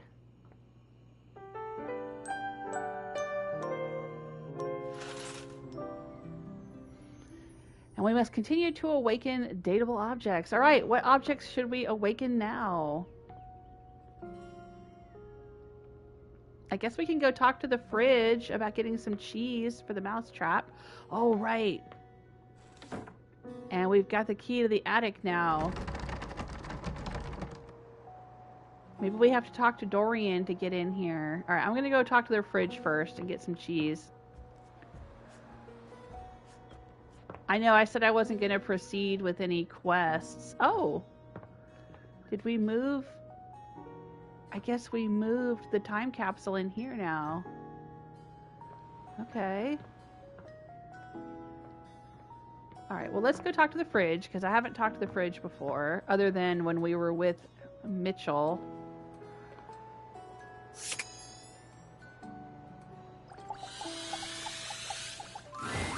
You'd hoped you'd meet your refrigerator, but it seems he's already busy with another guest. Freddy, this is all rather dull. How can you say that when you haven't heard the coolest part? Regale me. The point in which gelatin goes from a liquid to a solid. Can you guess the temperature? Certainly. Go on. Guess for me. I do not guess. Perhaps the human would like to essay an attempt. Below 60 degrees Fahrenheit at freezing. Trick question, gelatin is always a soup. I'll just say 60 degrees. Wow! How did you know? Oh, look at the time. I must be on my way to a more interesting conversation. Now alone, the massive Yeti turns his attention to you. You want to speak to him, but it takes you a few moments to process what you're seeing. But we've already seen him before. Yep. That is indeed a Yeti. Massive, furry, and decked out in his finest winter wear. Yeah, I'm down. He's a very handsome Yeti. Looks like he's got an ice maker, an ice dispenser on his arm there, and a water dispenser on the other arm. Very cute. Huh. He ran like he didn't want to be here or something. But you, with the answers and the listening, that can only mean one thing. And that is? What are you talking about? You're madly in love with me? Let's not rush it. Let's not rush it.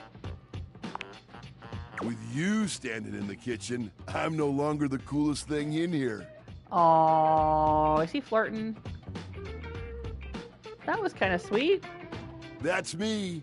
I try to be sweeter than that chocolate bar you've been hiding from yourself inside the butter drawer for the past few weeks. You know all my secrets. Don't worry. I'll never tell. But really, to what does old Freddy here owe the pleasure of this visit?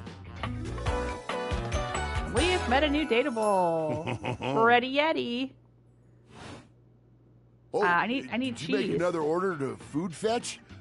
What did you get this time? Did you order sushi? Oh, I love it when you get those little rolls that you have the tiny bubbles on top.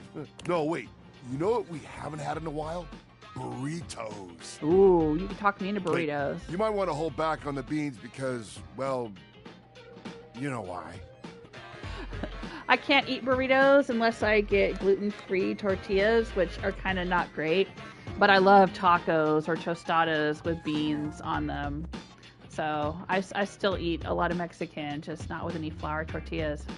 Only corn. And I learned how to make corn tortillas myself too.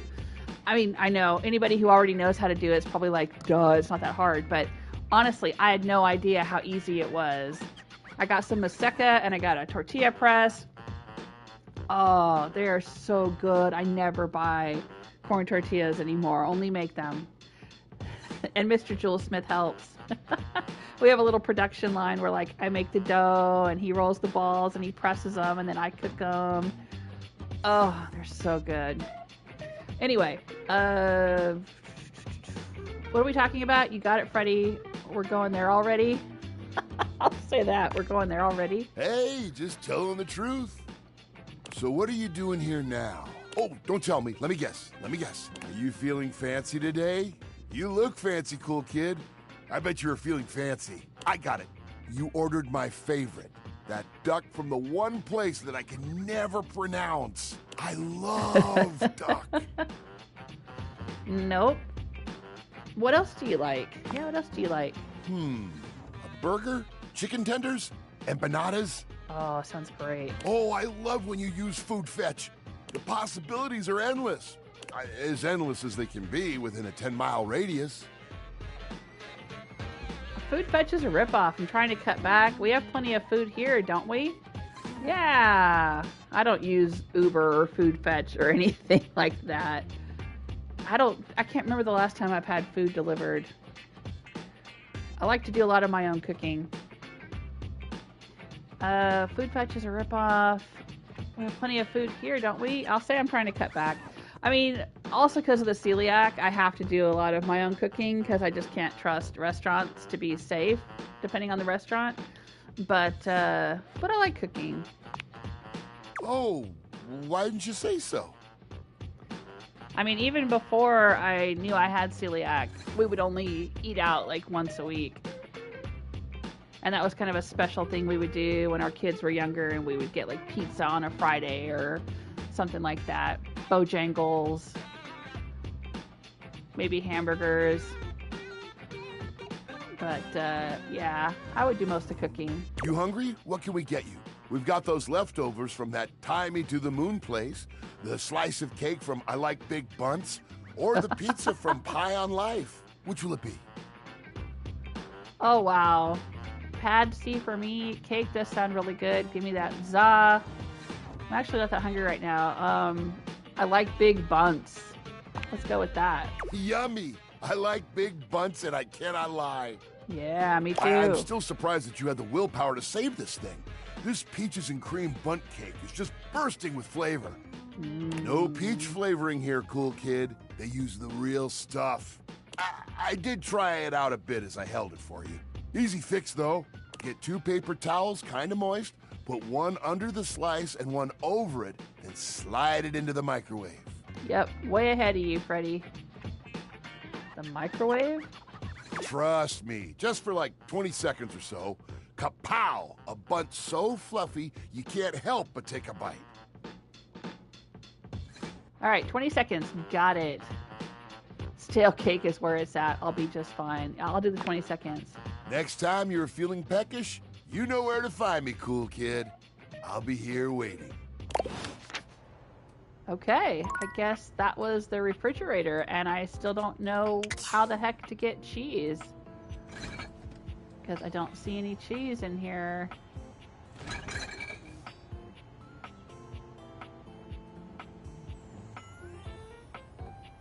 Is that a square of cheese? I thought it was like a glass or something. Oh no, it's a bottle, like maybe a bottle of mustard? I don't know why I thought a glass of orange juice would be on the door of the fridge next to the orange juice, but yeah, no, I think it's a bottle of mustard. Okay. Well,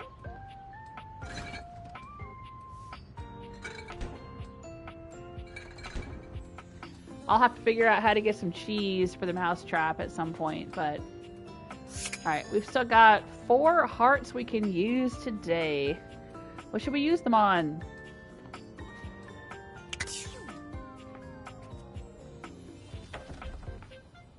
I tried to open this, but I can't seem to open it. And I tried to close the dishwasher, but I can't seem to close it.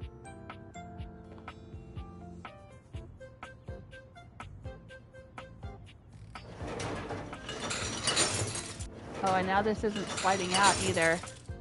Alright, it seems to be glitched. Great.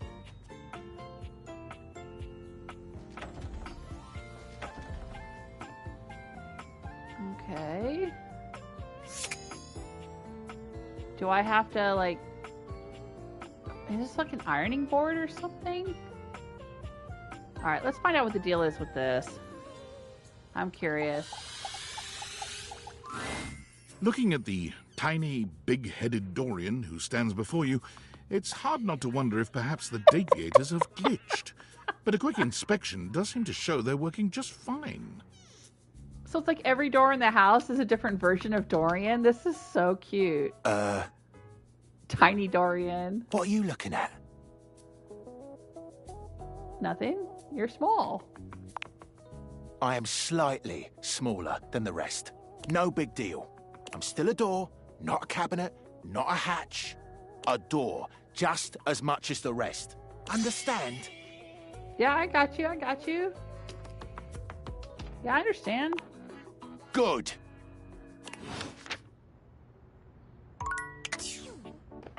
Can I open it now? Hello?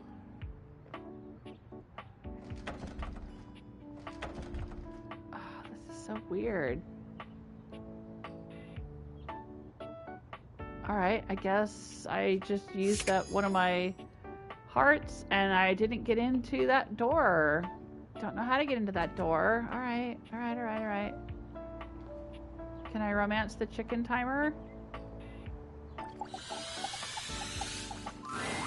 A burly chef stands in your kitchen, Hello. looking at you expectantly as he stirs a saucepot.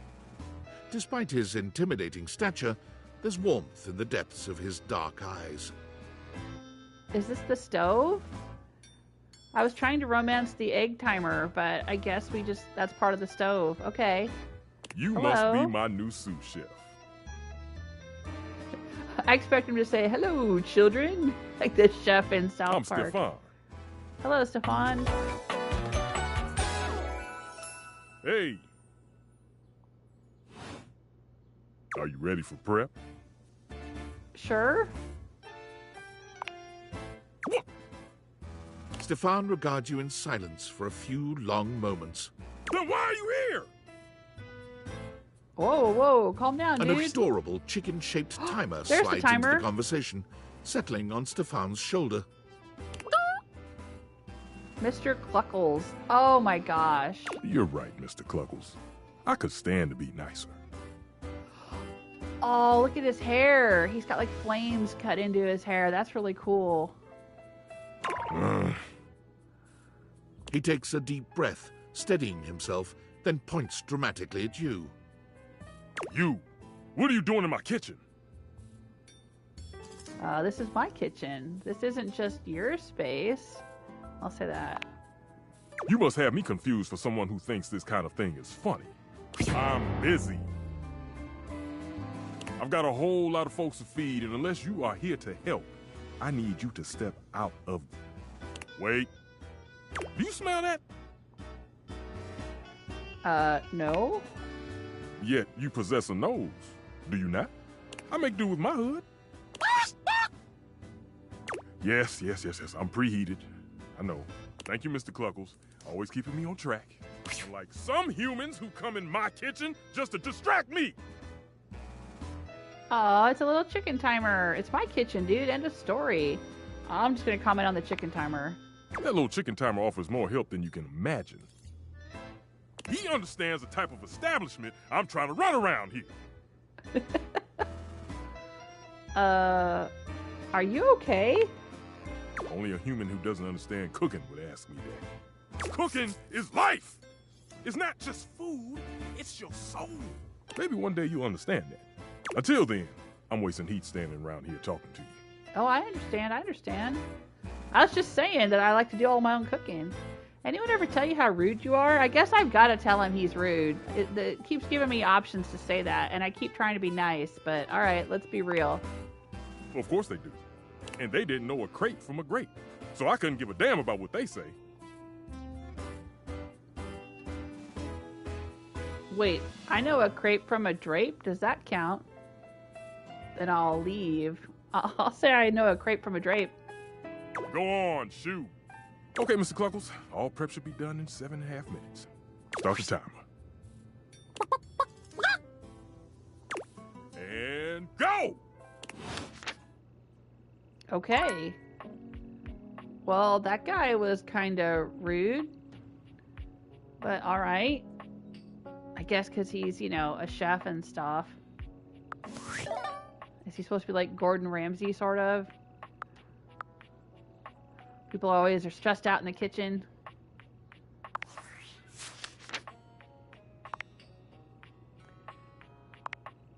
You've discovered... yeah, we saw a trap door, Dorian. There we go. You last met a tiny, big-headed Dorian at the ironing board closet. Same bouncer energy, smaller package. He's not letting you in. Okay. I guess we can't get into that closet for some reason. Freddy the Yeti. Big, lovable monster of a fridge. Packed with leftovers. Yeah, I'm kind of liking Freddy. And Stefan. The stove. And his assistant, Mr. Cluckles. Cooking is everything, and he's very busy. Come back a bit later. Stefan is a big, burly stove who, despite his hard exterior, has a soft side hidden beneath those layers of muscle. Oh, yeah. That sounds about right for me. I'm a sucker for someone who's who's harsh on the outside and a big softy on the inside. All right. Well, maybe we just shouldn't talk to him at 6 o'clock when it's dinner time, or at noon when it's lunchtime, or at like 9 in the morning when it's breakfast time. I don't know. When should we talk to him? Maybe we have to talk to him at 3 o'clock when he's not busy. That's always quiet time in a restaurant, right? Or 9 o'clock. It's weird how there's like certain times of the day we have to talk to these characters. All right, so who should we try next? Herman says Stefan has a total of 6 personalities. Dorian has 1 more personality. Oh, where'd you see that? Is that on the phone? At the Date-a-Dex?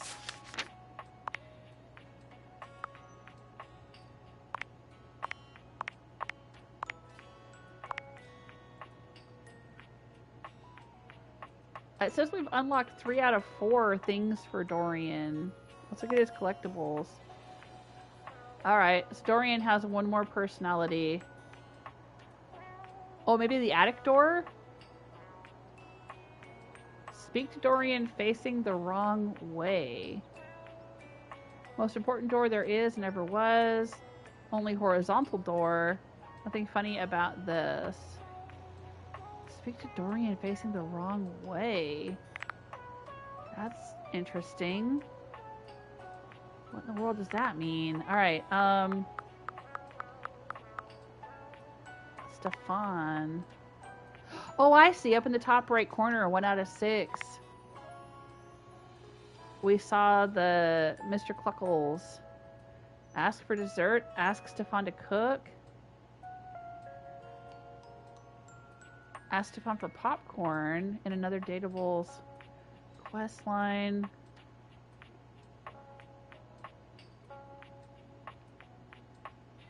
Speak well to Stefan and ask him to cook. Huh. Okay.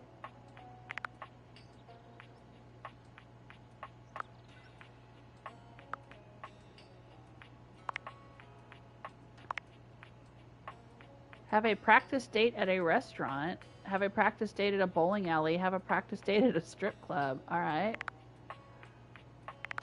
Interesting. Okay. Yeah, right top corner, Herman says. Yeah, I just saw that. Cool. Alright.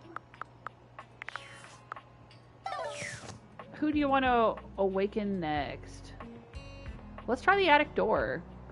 Maybe that's another version of Dorian, and since we've got the key, maybe we can get in there. Is it lit up? It seems to be. You've already talked to this object today. Try again tomorrow. Oh, we can't talk to them twice in the same day. That's right. Oh, dang. Can we talk to the doorknob?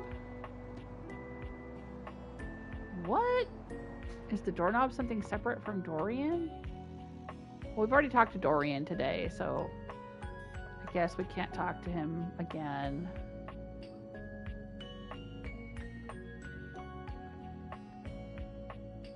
Oh, look, there's a little bit of wallpaper peeling right there.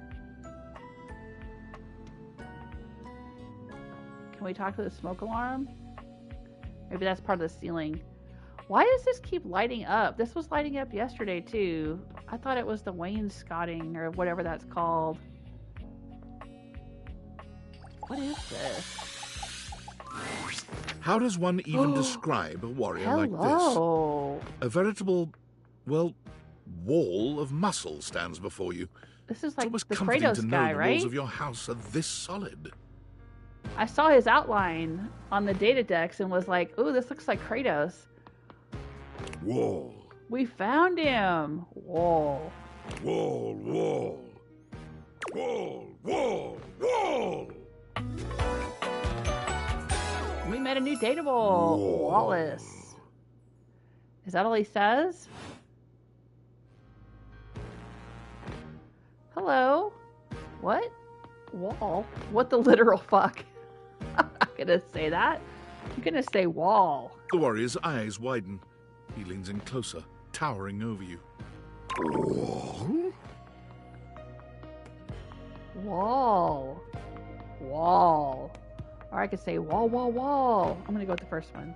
Whatever you're saying here is clearly pleasing to him. He nods, beginning to smile. Wall. Wall. He beams at you, a flush spreading across his cheeks. I love you. Oh my gosh. Wall. Well, that was easy.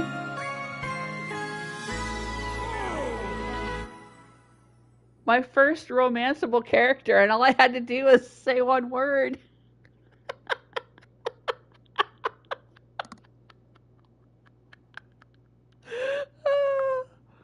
Oh my gosh. What did I get? I got more poise, it looks like. I have a poise score of 10 now. Oh, that was sudden, wasn't it? Yeah. You and Wallace, who has only just introduced himself to you, are now lovers. His gaze settles on you, filled with tenderness. Hey, I'm good. I'm down. His drywall heart beats only for you. You live happily ever after. Yes, just that quickly. Okay.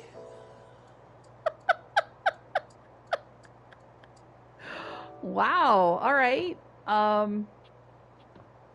That was fun. That was funny and fun. Okay, we've got one heart left. Are there any other interesting objects around here? The brown boxes. I'm looking for something kind of like odd and obscure, you know?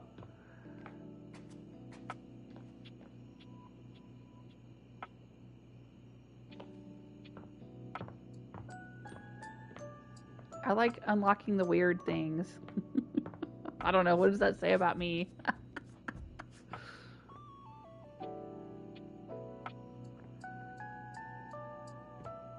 I think there's a dust bunny around here somewhere.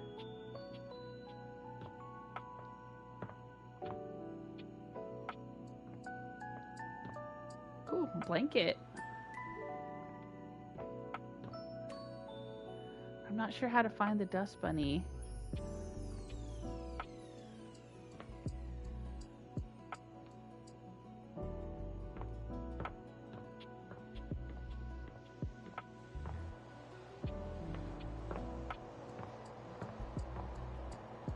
Let's do the computer. Because we've done the desk and the D20. Or maybe something in this drawer? Could we romance the horse? Or the puzzle piece? Oh my gosh. We can, maybe? Is this stranger your junk drawer, or the physical embodiment of clutter? He's absolutely covered in odds and ends. Receipts, CDs, rubber bands. Even his messy black hair sports a light bulb, a pencil, and a pen. When he catches you looking at him, he startles, leaping back with an undignified yelp.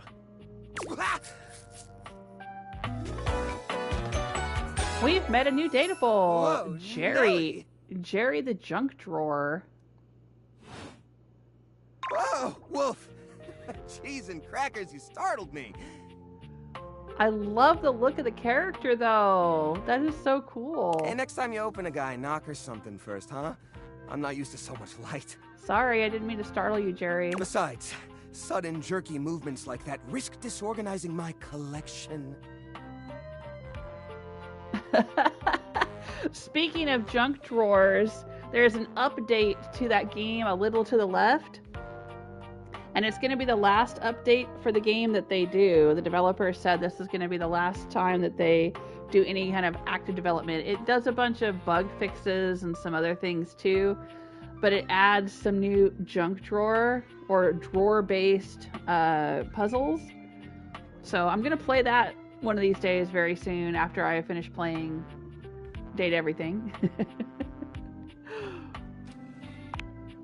Oh, yes. Of course. Sorry. Been a while since I've had a guest. Welcome to Jerry's Junk Drawer, the finest collection of curated treasures in all of the house. Feast your eyes upon knickknacks and gewgaws from parts unknown. This is just a tangled bunch of wires. Is that a rusty nail? A moth flew out when I opened you. Is that a rusty nail? Oh, that's the question though, isn't it? Where did this nail come from? What picture frames did it hold? Is that really rust, or is it actually some sort of newfangled orange snack coating? Jerry lifts the nail to his lips, giving it a test lick. Nope, it's rust. Tetanusy. So, what do you think? Sorry, but I'm still not sure I understand what kind of collection this is exactly. Why, it's a collection of lost things. It's a junk Each drawer. one forgotten by the world. Each one a story. I get it. This button, for instance. Perhaps it was left behind as a clue from one lover to another. A modern-day Cinderella slipper. Take me with you, it says, and know that once you find the collar that matches this tragic button, you have found your love again. Ooh, very romantic. Pretty sure that's a button that fell off my pants. I meant to sew it back on months ago. I'll say very romantic. And this mysterious strip of papyrus, perhaps a missive from an ancient land, perhaps a treasure map. Oh, the wonders we could glean if only we could decipher these symbols of black and white bars. That's definitely a shopping receipt. Oh, that's where that went. I was supposed to file that as a tax write-off last year. I'll say that. Don't worry, I did. Or I will. Once I get around to it. Seems kind of cramped in here. Are you really okay living like this? What are you insinuating? I'm just asking if you're all right. I'm just checking in. It's pretty cramped in here. How will guests appreciate your collection? Well, you know, it's crowded and dark and it smells. How will guests appreciate your collection? I curate for a specific demographic that happens to enjoy the limited space. They don't mind. Do you get a lot of other guests? Do I get a lot of guests? Of course I do. Bugs count as guests, right? Not really. Oh, you mean the other objects. I get them in here all the time. Like who?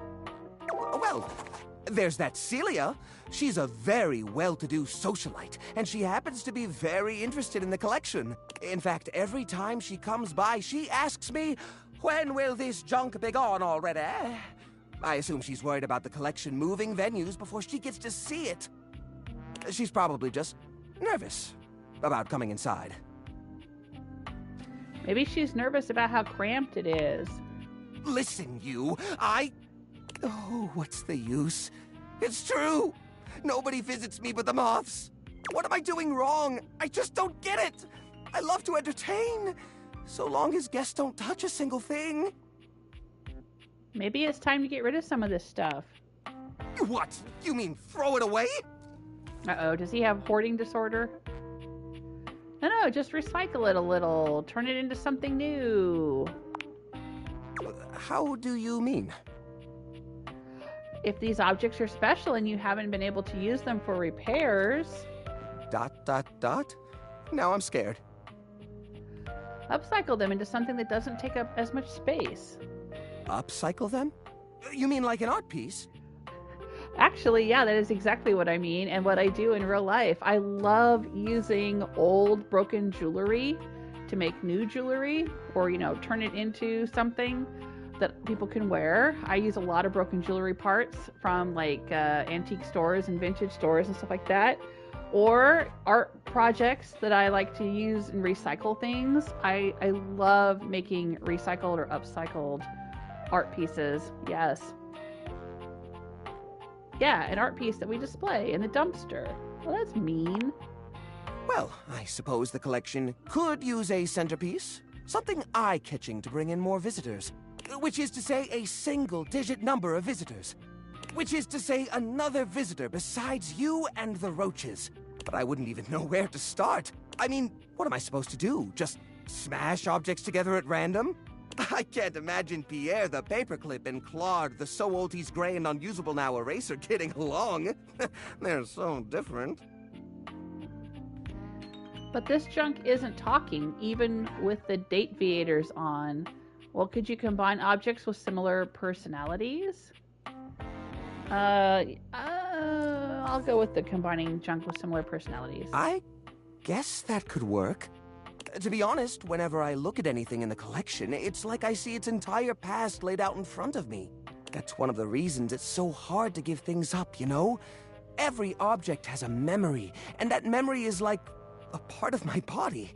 They all have their own vibes and textures and feelings. Mixing them together is hard. They've all got such strong individual identities. Maybe I can help you group them together? You know, this wouldn't be a problem if we just tossed them. Alright, maybe I can help. I suppose an outside perspective could help. I'll gather some items that could make a suitable sculpture. He does so, then claps his hands together. Okay, sculpture. Phew. Here we go. First things first, we need some kind of foundation. I think I've got just the thing for this. It's a flat, circular piece of wood that fell off the fence out back. You always said you'd repair it someday, but I think both of us knew that was a lie. Yeah. I've got a pile of other objects here. Your job will be to pick one of my objects we'll pair together. It's a long shot, but maybe we can scrungle something together. Let me tell you about Rudolph, the wooden square. When Rudolph first came to me, I had a habit of tapping on him. We would while away the hours together, tapping away to a rhythmic beat. Sometimes the best fun looks like boredom. Rudolph always tries its best, even when he's down on his luck. He might not always be the tool you need at the moment, but he's always there to support you. Very reliable. Now, which of these would pair well with Rudolph? The old parasol, the broken spring toy. Oh. I'd say the old parasol. Lorena, huh? That's not such a bad idea, actually. She might have a few holes in her, but she's always been useful in a storm. Very reliable, just like Rudolph. It's sad to see them both past their prime, but I think they could find solace in each other's company. Here, I'll glue them together. There! Now we've got a base for the rest of the sculpture. We need something to give it body. Something eye-catching. Something that pops without throwing the whole piece out of whack. What do you think? Stick it full of nails, wrap it in holiday lights, put old batteries up and down the sides. Oh, holiday lights, yeah. Ah, the old holiday lights. For the holiday we used to celebrate. You know the one. These guys were real champs before exactly one of their 50 bulbs burnt out, rendering the entire string useless. You gotta love series circuits. Well, we could just replace the light. Even though they don't light up anymore, they still have an interesting shape. And the wire structure lets us sculpt them in interesting ways. We could even make some little columns between the top and the bottom to connect Rudolph and Lorena. Yeah, I think this is a great fit. We've got the sparkle, we've got the foundation, but it feels a little empty in the middle. It needs direction, a sense of purpose. There's a wooden foundation, a canopy above the lights. What could go in the middle? Another string of lights. It doesn't need a center. Let's hang it upside down from the ceiling. What about these little plastic figures? It does. It does. What does that even mean? How about the little plastic figures? Well, I would like to have actual lights in it, so let's go for lights. I don't know. If we do that, it'll kind of just look like we strung a bunch of random objects together, won't it? I don't really see the point of the sculpture if we're just focusing on the piece's individual functions. We've got the sparkle. We've got the foundation. There's a wooden foundation, a canopy above the lights. What could go in the middle? It doesn't need a center. Let's hang it upside down from the ceiling. What about the... Okay, I guess I'll go with the plastic figures. The little army man? I suppose that could work. The shape of the sculpture does remind me a bit of a gazebo. A carousel! There you go. We only have 1 or 2 old horse figurines, but if I take the other plastic fellers, melt them down, and reshape them a bit, yes, I could probably make new horses. Jerry does so. It takes him quite a bit of time, but he manages to use an old matchbook and some tinfoil to melt the figures into a mold. By the end of the process, the figures have transformed into a series of horses with multicolored manes, thanks to their disparate pieces. That looks great. That's actually that really looks cute. Really great. These poor figurines forgotten and collecting dust, reshaped into something beautiful. Rudolph and Lorena working together to give them a stage. It really is the essence of upcycled beauty. I have to say, this is very striking. It pays homage to the origin of these objects while giving them a new sense of purpose. Look at that. What a beaut. You're a beaut. We're a great team, my friend. Smash it to bits with a baseball bat. Art. I'll say you're a great team, my friend. You know what? I think I'm inspired. Maybe I should try doing this with some of my other pieces. I feel a new era for the collection coming on. Oh, I'm so excited. Thanks a lot, friendo. Things are coming up, Jerry. Oh, we're friends with Jerry. I can't remember the last time I was this happy. Aww. What do we get? Oh, we got empathy. We got 5 points of empathy. Okay. That was pretty cool. Herman is suggesting the toilet. Well, I am all out of charges for today. I wonder, can we see the carousel somewhere? We can, look. Oh. Oh, that's cool.